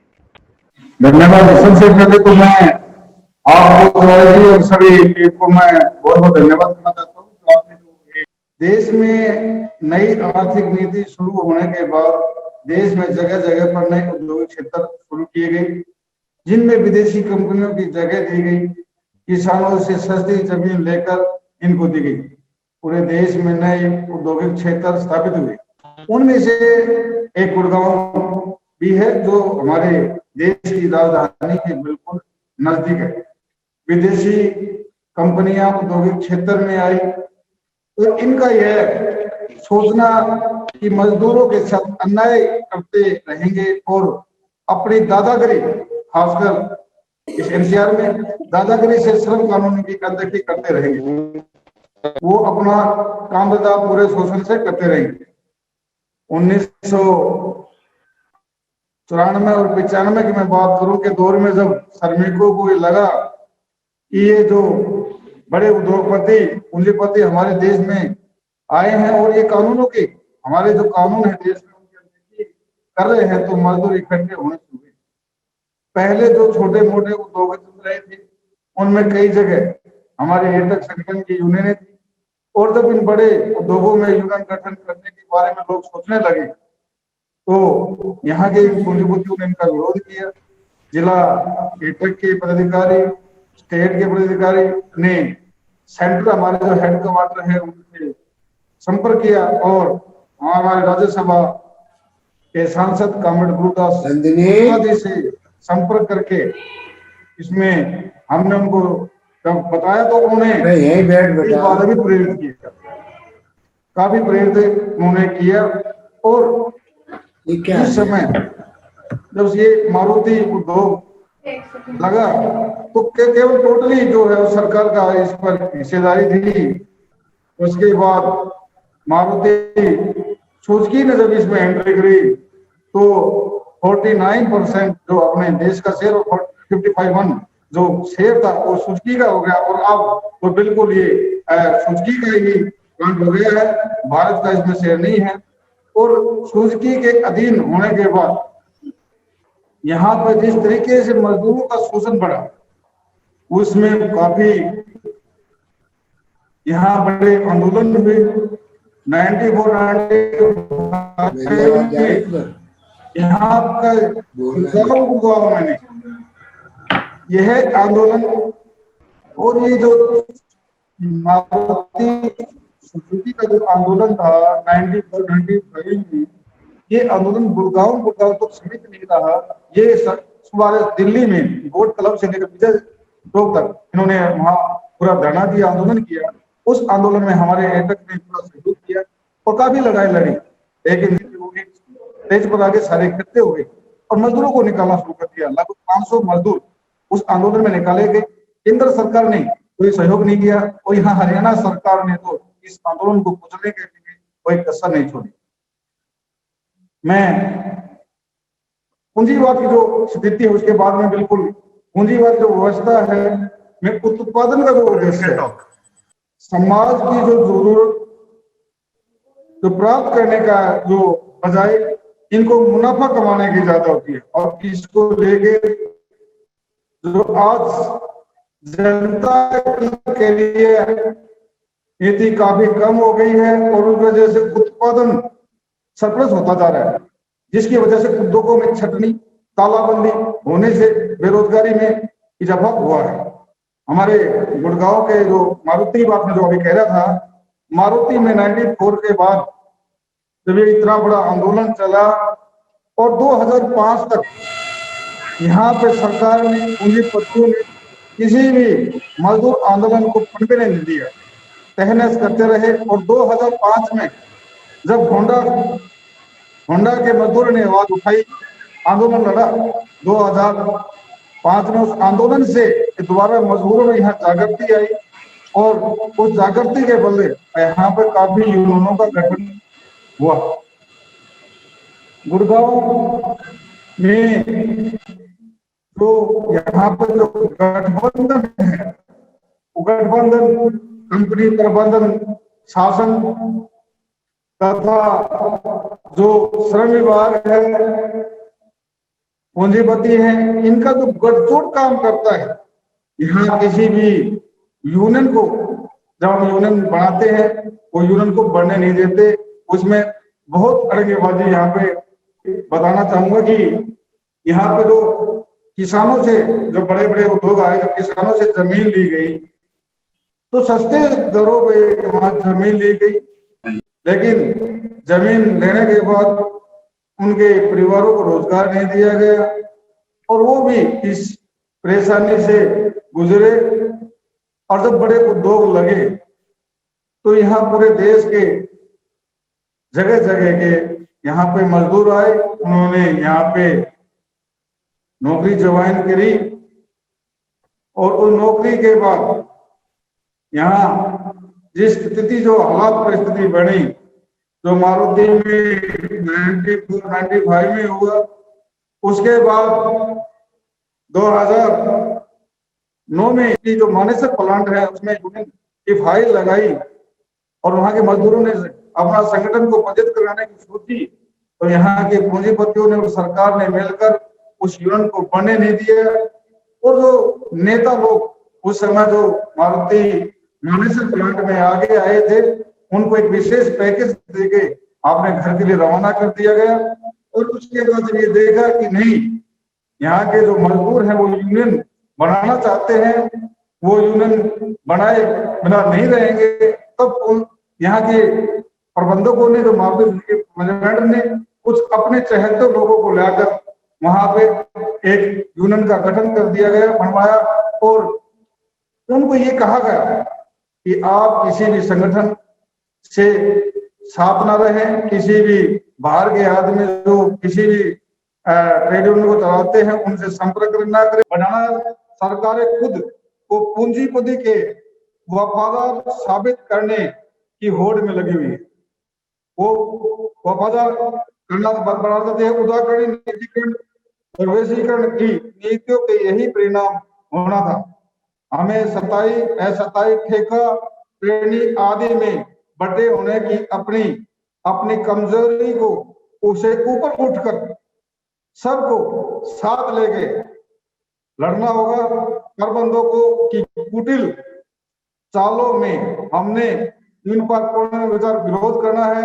हमें अपनी वर्गीय एकता को कायम कर अपने संघर्ष को आगे बढ़ाना है।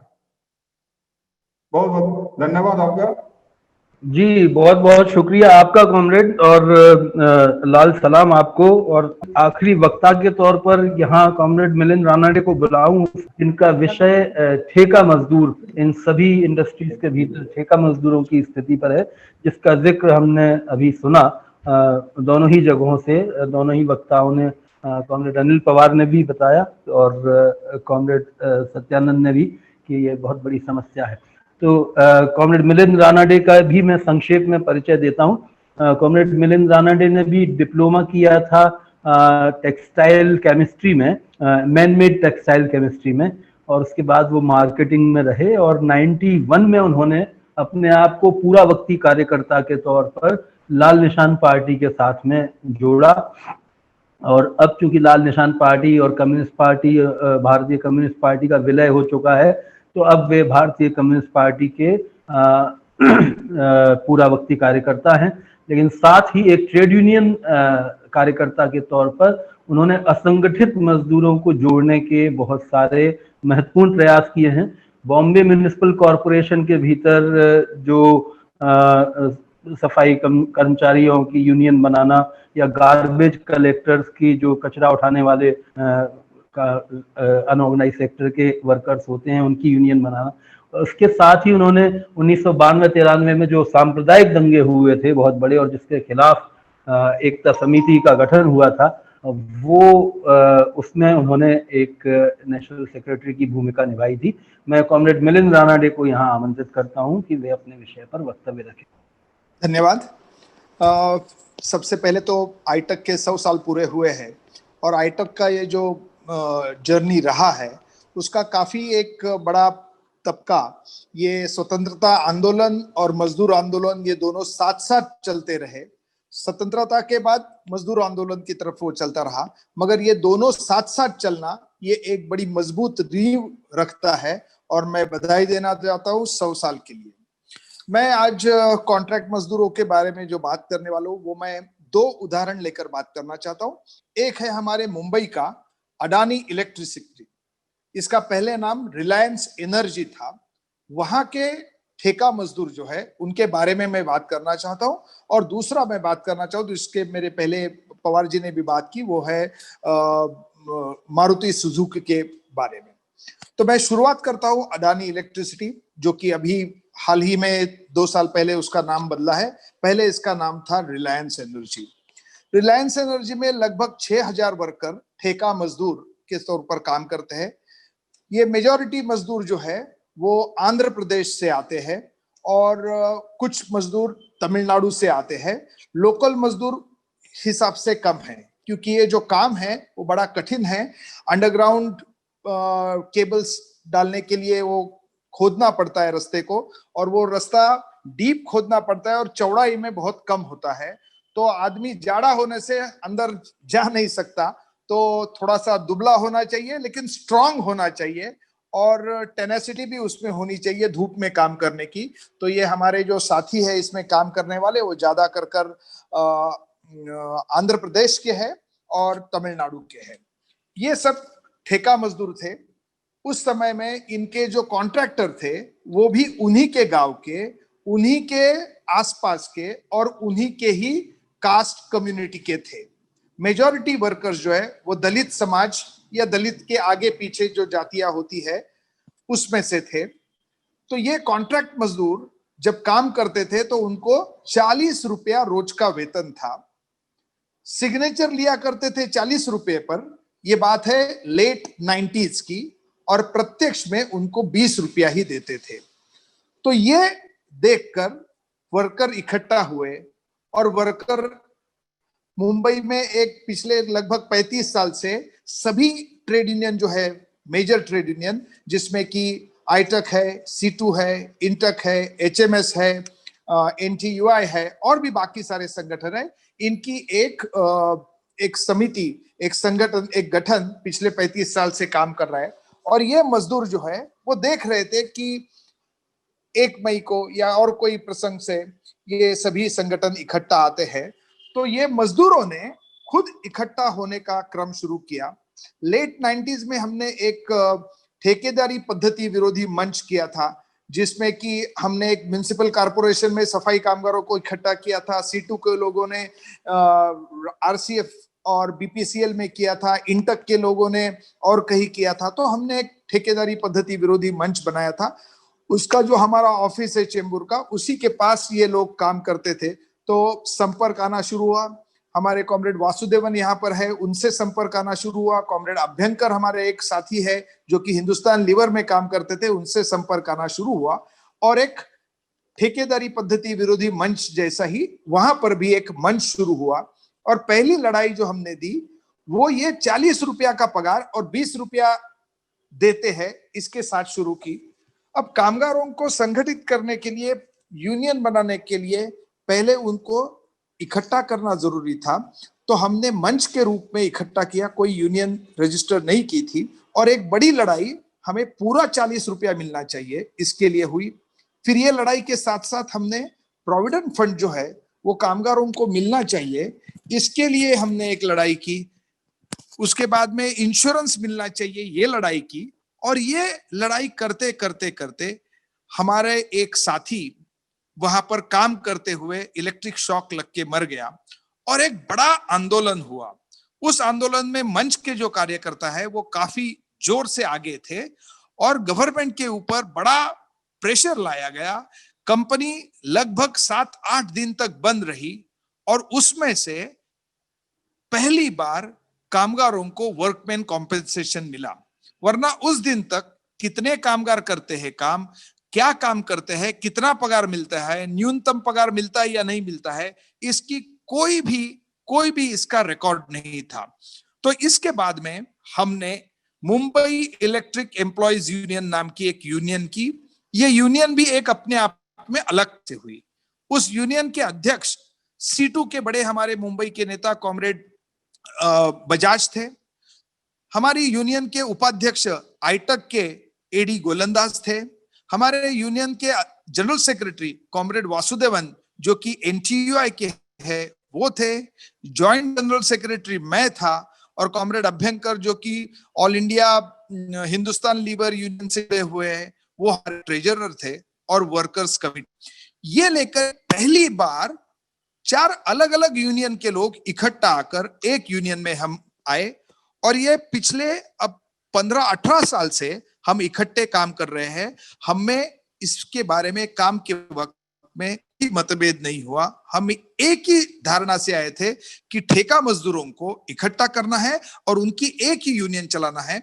जैसे कि आईटक एक जमाने में सभी पॉलिटिकल धाराओं के काम करने वाले लोगों की एक यूनियन थी, तो वो भी एक आदर्श हमारे सामने था कि ऐसा ही होना चाहिए। और हम 5 अलग अलग पॉलिटिकल पार्टी के लोगों ने, या political ideology on larger extent एक ही थी, मार्क्सिज्म को मानने वाले थे, लेकिन फिर भी इसमें धाराएं अलग अलग है। तो हमने पिछले 18 साल से ये काम किया है। इस काम में जब से हमारी ये इलेक्ट्रिक यूनियन बनी, तो पहली मांग जिसके लिए हमने काम किया वो ये था कि इनको पगार चेक से मिले। इसके लिए लगभग हमको 6 महीना कंपनी के साथ में लगातार संघर्ष करना पड़ा। प्रोविडेंट फंड के हिसाब से एक सीनियोरिटी लिस्ट बनाओ, इसके लिए 1 साल संघर्ष करना पड़ा। और वहां पर BR एक्ट, वहां पर एक मान्यता प्राप्त यूनियन थी, उसके प्रमुख एक बहुत ही नेता थे। मान्यता प्राप्त होने से सिर्फ उन्हीं को अधिकार था एग्रीमेंट करने का। और उन्होंने 2004 के करीब, मेरा ईयर थोड़ा सा आगे पीछे हो सकता है, शायद वासुदेवन करेक्ट भी कर सकते हैं, 2004 के करीब उन्होंने एक एग्रीमेंट किया। और वो एग्रीमेंट किसी को पता नहीं होता था। 5 स्टार होटल में इनकी मीटिंगें होती थी। मीटिंगों के बाद एग्रीमेंट साइन होता था और साइन होने के बाद क्या एग्रीमेंट साइन किया है, उसकी क्या धाराएं हैं, ये किसी को पता नहीं होता था। फटाके फोड़े जाते थे, बस तुम्हारा पगार बढ़ गया, तुम्हारा पगार बढ़ गया। तो हम लोगों ने, हमारी यूनियन ने इसका जमकर विरोध किया और कहा कि नहीं, ये एग्रीमेंट हमें मंजूर नहीं है, हमारा और पगार बढ़ना चाहिए।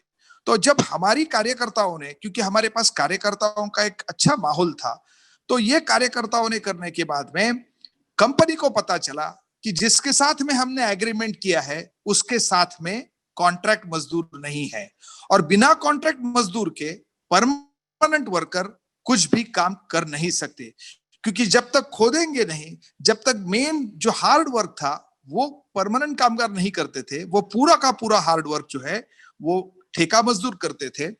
तो कंपनी को भी एग्रीमेंट करने के बावजूद कंपनी चालू ना हो सकी।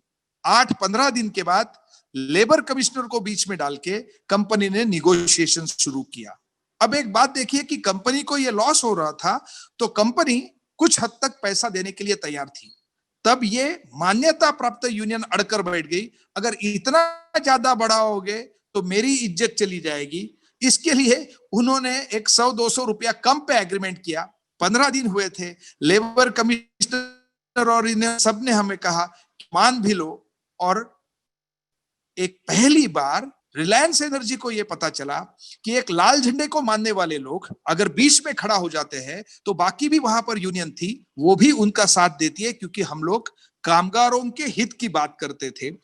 हमारे साथ में मैनेजमेंट ने कभी भी बात ऑफिस में नहीं की। हमारे साथ ऑलवेज बात जो है वो 5 स्टार होटल में, 5 स्टार डीलक्स होटल में होती थी। वो शायद ये भी हमको टेस्ट करना चाहते थे कि 5 स्टार से हम कितने उनके नजदीक जाते हैं, मगर ये कभी नहीं हुआ। और एक लड़ाकू यूनियन कर हमारी मुंबई इलेक्ट्रिक एम्प्लॉयज यूनियन वहां पर खड़ी हुई। ये रिलायंस के वक्त में हुआ था। रिलायंस ने यह पहचान लिया कि इनकी ताकत को खत्म करना है, तो हमारे जो प्रमुख कार्यकर्ता थे उनको एक फर्जी केस में फंसाया, और सभी 12 मेन जो वर्कर थे, हमारे लीडर थे, हर एक जोन वाइज लीडर थे, उनके ऊपर एक फर्जी मुकदमा दर्ज किया। और पुलिस स्टेशन में जब हम गए तो पुलिस ने कहा था कि अगले 10 मिनट में हम आपको छोड़ने वाले हैं, क्योंकि आपने ना तो किसी का नुकसान किया है, ना किसी को मारा है, ना कोई वायर तोड़ी है, ना किसी को गाली जलाया है, कोई शीशा भी टूटा नहीं है। तो पुलिस हमको छोड़ने ही वाले थे, हमारे वर्कर को। लेकिन कंपनी का मैनेजर वहां आया और उन्होंने कहा कि जो महाराष्ट्र में MESMA, Maharashtra essential services and maintenance act है, इसके तहत इनको बंद करिए। और पुलिस भी HMV हिज मास्टर्स वॉइस जैसा काम किया, और इन लोगों को जो छोड़ने वाले थे वो छोड़ने के बजाय उनको मेस्मा के अंदर बंद किया। इसके बाद में कोर्ट में केस चली, और कोर्ट में हमने कहा कि मेस्मा आपने लगाया है रिलायंस को, क्योंकि वो इलेक्ट्रिक सप्लायर है, और आप तो इतने दिन से बोल रहे हैं कि हम जो है वो ठेका मजदूर है, तो फिर ठीक है आप मेस्मा में केस चलाओ। इससे ये होगा कि हम कॉन्ट्रैक्टर के मजदूर नहीं है बल्कि रिलायंस के हैं। अब ये बात जब आगे बढ़ने लगी तो रिलायंस ने ही पुलिस को जाके बोल दिया कि भाई ये मेस्मा हटा दो और जनरल केस चलने दो। फिर पुलिस ने कहा कि मेस्मा के तहत हमको ज्यादा कोई प्रूफ नहीं मिला, तो हम मेस्मा पीछे ले रहे। ये सब में पिछले 12-13 साल से ये चल रहा है। आज भी 12 वर्कर बाहर है। कोर्ट में जब केस गई तो रिलायंस ने वहां पर भी ये कहा कि इनको जो भत्ता देना पड़ता है, सब्सिस्टेंस अलाउंस देना पड़ता है, वो हम नहीं देंगे, क्योंकि हम केस लड़ना चाहते हैं। अगर केस हार जाते हैं तो हमारे पास बहुत पैसा है, हम उनको आखिरी में पैसा देंगे। और जुडिशियरी भी इस तरह से रिलायंस के नाम पे दब जाती है कि उन्होंने भी इसमें इंटरवेंशन नहीं किया। आज भी हमारे लोग बाहर है। ये रिलायंस में हुआ। रिलायंस के बाद जब अदानी आया, तब अदानी ने इससे आगे जाने की सोची, क्योंकि ये अनिल अंबानी की कंपनी थी, वो तो डूब रहे थे, तो डूबने से बचाने के लिए उन्होंने ये कंपनी अदानी को बचा दी। अदानी हम सब जानते हैं मोदी जी के और भी करीब है। तो अदानी जी जैसे ही आ गए, वैसे ही वही कंपनी में लगभग 8 नई यूनियन आ गई। एक यूनियन जो कि शिवसेना की थी, वही शिवसेना के आज 4 यूनियन हुए हैं। बीजेपी की 1 यूनियन हुई है, राष्ट्रवादी कांग्रेस पार्टी की 1 यूनियन हुई है, कांग्रेस की 1 यूनियन हुई है, और भी कई छोटे मोटे यूनियन इंडिविजुअल्स के हुए हैं, और हमारी एक तरफ यूनियन है। इस बार जो एग्रीमेंट हुआ वो बाकी सब यूनियन ने इकट्ठा आकर एक कमिटी तय की है। पिछले बार भी एक बार कमिटी हुई थी, जब पहली बार हम जीत गए, उसके बाद दूसरी बार जब एग्रीमेंट हुआ तब ऐसे ही कमिटी हुई थी, उस कमिटी में हम भी शामिल थे। लेकिन जैसे ही मैनेजमेंट ने इशारा किया कि हमारा जो पॉकेट है वो खुल गया है, सभी यूनियन पहले भाग के मैं फर्स्ट की तरह मैनेजमेंट के साथ जुड़ गई और हमने आखिर तक मैनेजमेंट के किसी भी कागजात पर सिग्नेचर नहीं की। तो तब से ये जानते थे कि ये लाल बाउटे की यूनियन को कुचलना है। इसलिए उसके बाद में ये जो भीमा कोरेगांव का मामला हुआ, इसमें हमारे संगठन के, हमारे वहां काम करने वाले कार्यकर्ता जो कि कहीं उसमें ऑर्गेनाइजिंग में नहीं थे, बस वहां मीटिंग के लिए गए थे, हमारे अगले 8 लोगों को भीमा कोरेगांव में वहां दंगा हुआ इसके लिए पकड़ा।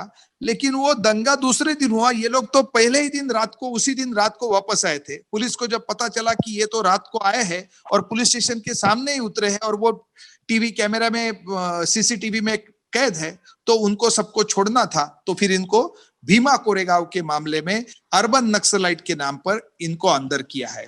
इस प्रकार से हमारी यूनियन को पूरी तरह से तहस नहस करने का काम आज अदानी इलेक्ट्रिसिटी में चल रहा है। अभी जो एक स्ट्राइक हुआ, स्ट्राइक तो नहीं हुआ लेकिन अभी भी एक बार निगोशिएशन हुआ, उस निगोशिएशन में हमने बाकी सब जो यूनियन है जो कि मालिक के साथ बैठने में बड़प्पन मानती है, उनके साथ हम नहीं गए। पैसा तो बढ़ा है मगर जो क्लास कॉन्शियसनेस है वो सब ने मिलकर डुबो दिया है। हमारे वर्कर्स के अंदर क्लास कॉन्शियसनेस अभी भी है, मगर क्लास कॉन्शियसनेस की बात करें तो एक सबसे बड़ा आज जो हमारे बीच में एक रोग है वो ये है कि परमानेंट मजदूर जो है वो कहीं पर भी कॉन्ट्रैक्ट मजदूरों के लिए बात नहीं करते। और यहां पर आप मुझे बताइए कि कहां पर परमानेंट मजदूरों ने एक पैर जमा कर लड़ाई दी है कि ठेका मजदूर हम हमारे साथ आएंगे। गवर्नमेंट की इतनी बड़ी आबादी है एम्प्लॉयज की, 7th पे कमीशन उन्होंने तो ले लिया, लेकिन जो नए नौकरी पर लग रहे हैं, वो टीचर हो, प्राध्यापक हो, प्रोफेसर हो, उनकी तो हालत 1/10 पगार उनको मिलता है। प्राध्यापकों का पगार, प्रोफेसर का पगार आज 1.5 लाख है, तो एमएससी मैथमेटिक्स, एमएससी फिजिक्स वाले 15,000 रुपए पर आज कॉन्ट्रैक्ट में पढ़ा रहे हैं। तो यहां पर मैं शिफ्ट होना चाहता हूं मारुति सुजुकी के अनुभव के ऊपर। मारुति सुजुकी में एक बात जो हमें दिखाई देती है वो ये है कि उनकी जो यूनियन थी, पहले तो एक यूनियन को उन्होंने संगठित होने ही नहीं दिया, रजिस्ट्रेशन करने ही नहीं दिया, फिर उन्होंने दूसरी बार एक यूनियन को रजिस्टर किया और जो मांग की थी उसमें पहली मांग ये थी कि ठेका मजदूरों को परमानेंट किया जाए। वो होने के बाद दूसरी मांग थी कि हम सबके पगार बढ़ाए जाए, इंसेंटिव बढ़ाए जाए, मेडिकल फैसिलिटी दी जाए और बाकी सब। लेकिन जब तक आइटम नंबर 1 ठेकेदारी मजदूरों को परमानेंट करने के ऊपर कोई बात नहीं होती, तब तक हम आइटम नंबर 2 पर नहीं जाएंगे। और मुझे लगता है कि आज की तारीख में ये क्लास कॉन्शियसनेस मारुति के मजदूरों ने दिखाया, परमानेंट मजदूरों ने दिखाया, इसके लिए ये काबिले तारीफ है। आज हम देखते हैं इसकी वजह से वहां पर आप सब जानते हैं कि एक गड़बड़ी हुई जिसमें एक मैनेजर मारा गया। एक मैनेजर मारा गया, ये तो दुख की बात है, कोई कहेगा नहीं कि ये अच्छी बात है, हम भी कहते हैं कि ये बड़ा, लेकिन वो कैसे मारा, किसने मारा, वहां पर सीसीटीवी मौजूद नहीं है। वो कहते हैं जलाया गया, तो फिर माचिस की डिब्बी लेकर कौन आया ये कुछ पता नहीं है। और ये सब डायसी है, ये सब गड़बड़ी वाला मामला है। और एक मैनेजर के अपघात से मृत्यु जिसका कोई जश्मदीद गवाह नहीं है, इसके लिए 150 लोग 3 साल तक जेल में थे। लगभग 2,500 ठेका मजदूरों की नौकरी चली गई, 540 परमानेंट मजदूरों की नौकरी चली गई। ये क्यों हुआ? क्योंकि वहां के मजदूरों ने मालिक के साथ कॉम्प्रोमाइज करने से इनकार किया। उन्होंने एक क्लास कॉन्शियस डिसीजन लिया कि पहले ठेका मजदूर को करो। दूसरा गुनाह उन्होंने यह किया कि उन्होंने उस एरिया के तमाम लोगों को इकट्ठा किया और उन तमाम लोगों ने इनके लिए 1 दिन की 2 दिन की हड़ताल की। तो ये अगर इस तरह से क्लास कॉन्शियसनेस लेकर अगर मजदूर उठ जाता है तो ये मालिकों को और मालिकों की सरकारों को ये हजम होने वाली बात नहीं है। हम हमेशा देखते हैं कि अगर कांग्रेस पार्टी राज कर रही है, जो कि मारुति के संघर्ष के वक्त केंद्र में भी मारुति थी और हरियाणा में भी थी, अगर कुछ वहां पर गड़बड़ी हो जाती है तो वो लोग ज्यादा है तो उनको सपोर्ट देने के लिए विरोधी पक्ष आते हैं। लेकिन सुजुकी के, मारुति सुजुकी के कामगारों को सपोर्ट करने के लिए ना तो बीजेपी वाले कभी आए, ना तो लोक दल वाले आए, ना तो जनता दल वाले आए, ना कोई आए। उनकी यूनियन को लेफ्ट के जितने भी संगठन हैं उन्होंने अपने अपने तरीके से सपोर्ट किया।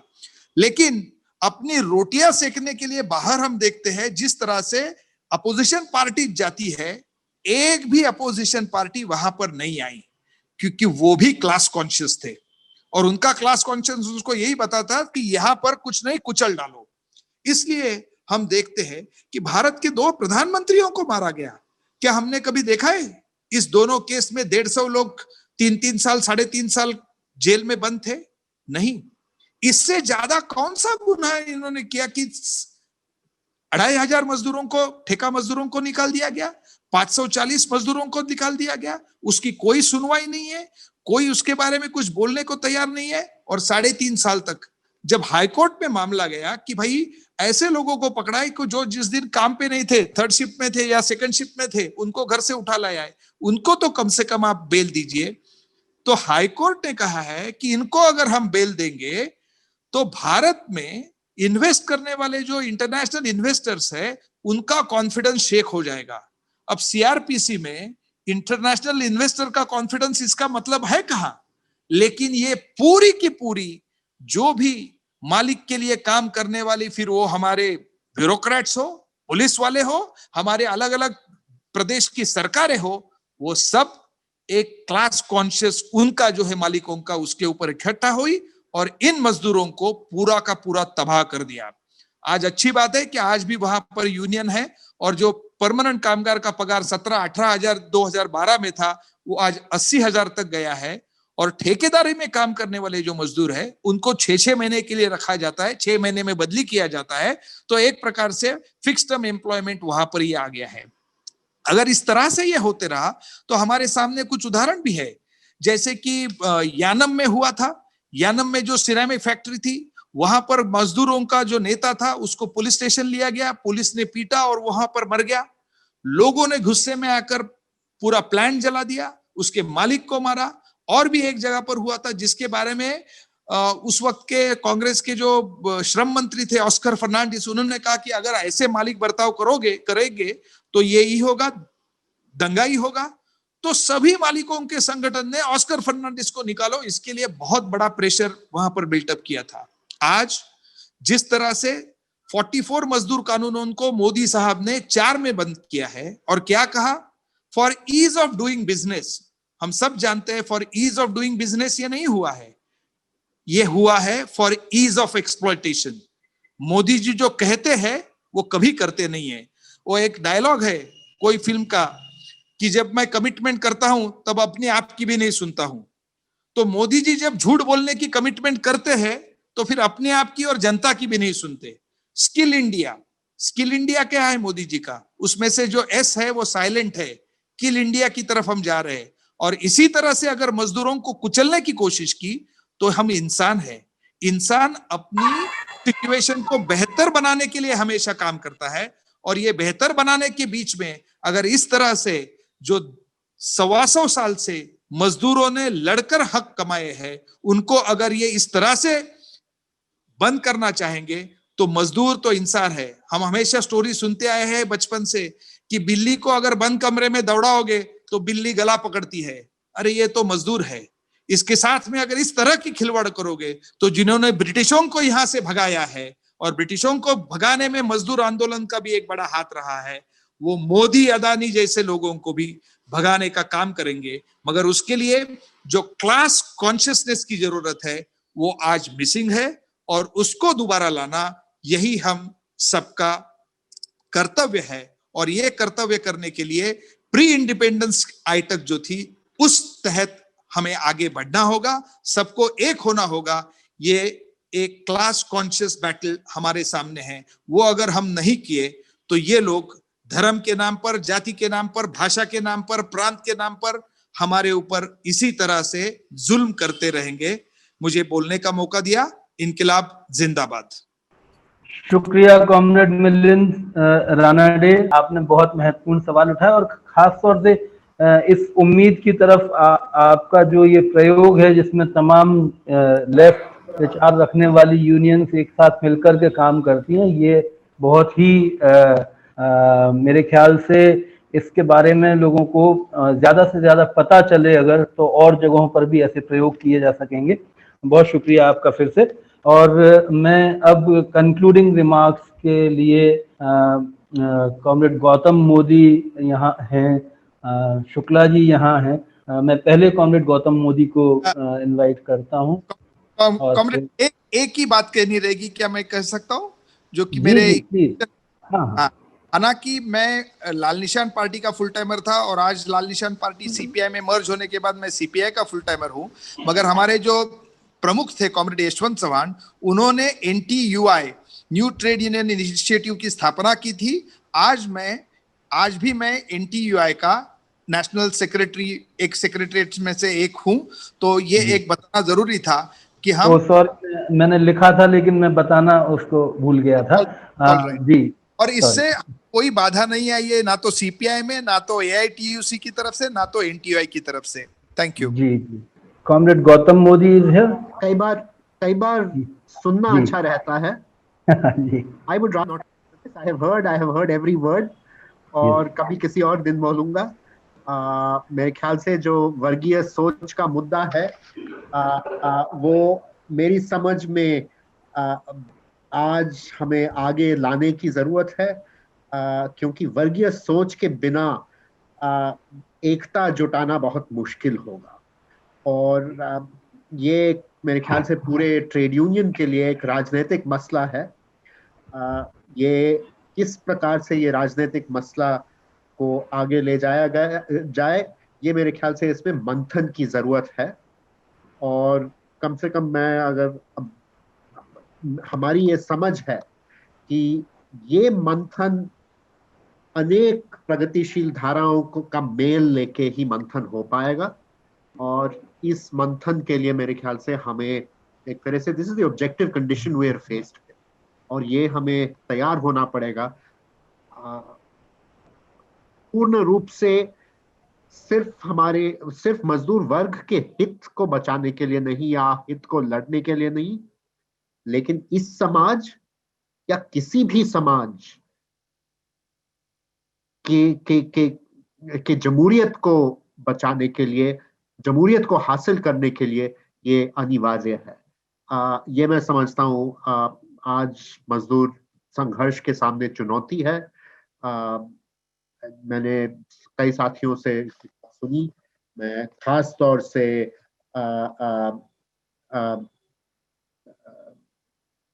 साथी सत्यानंद को बधाई देना चाहूंगा।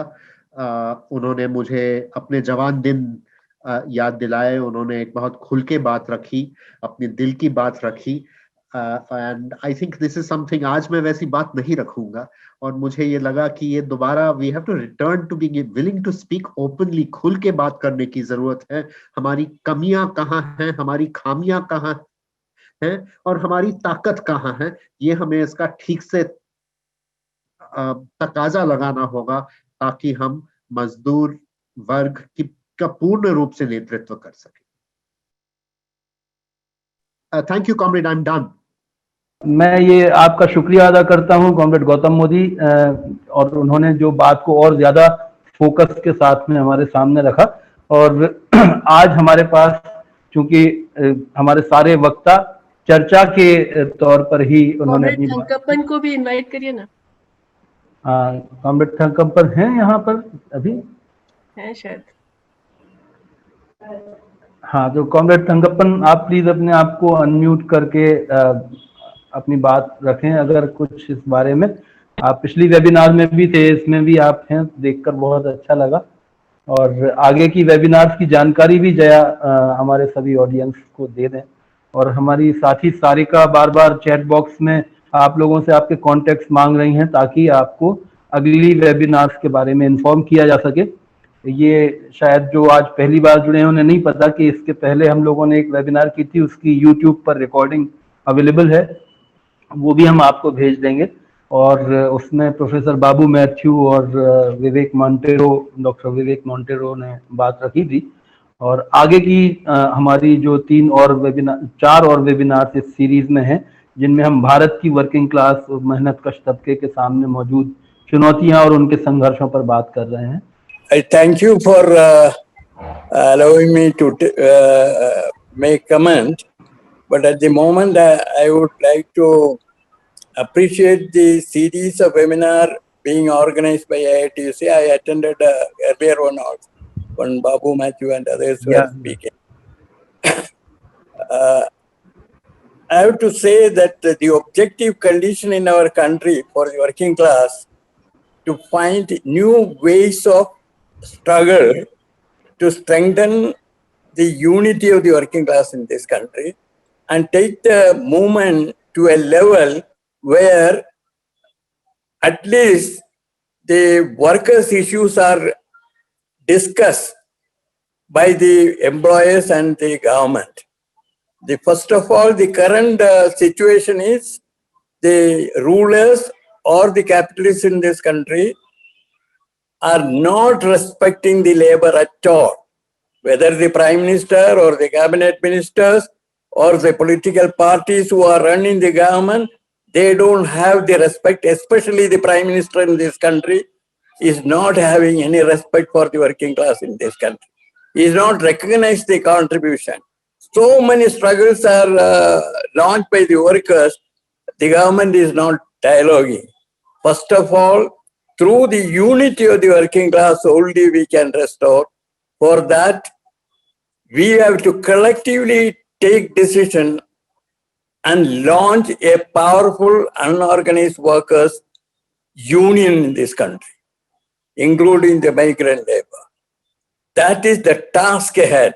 If we are not doing collectively that, the history will not leave us.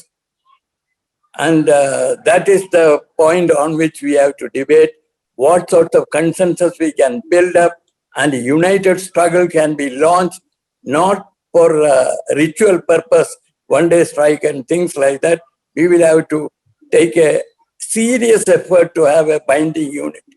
As Comrade Milind Ranade said, that we have to take the unity level and a one single federation effort, like AITC of pre-independence era.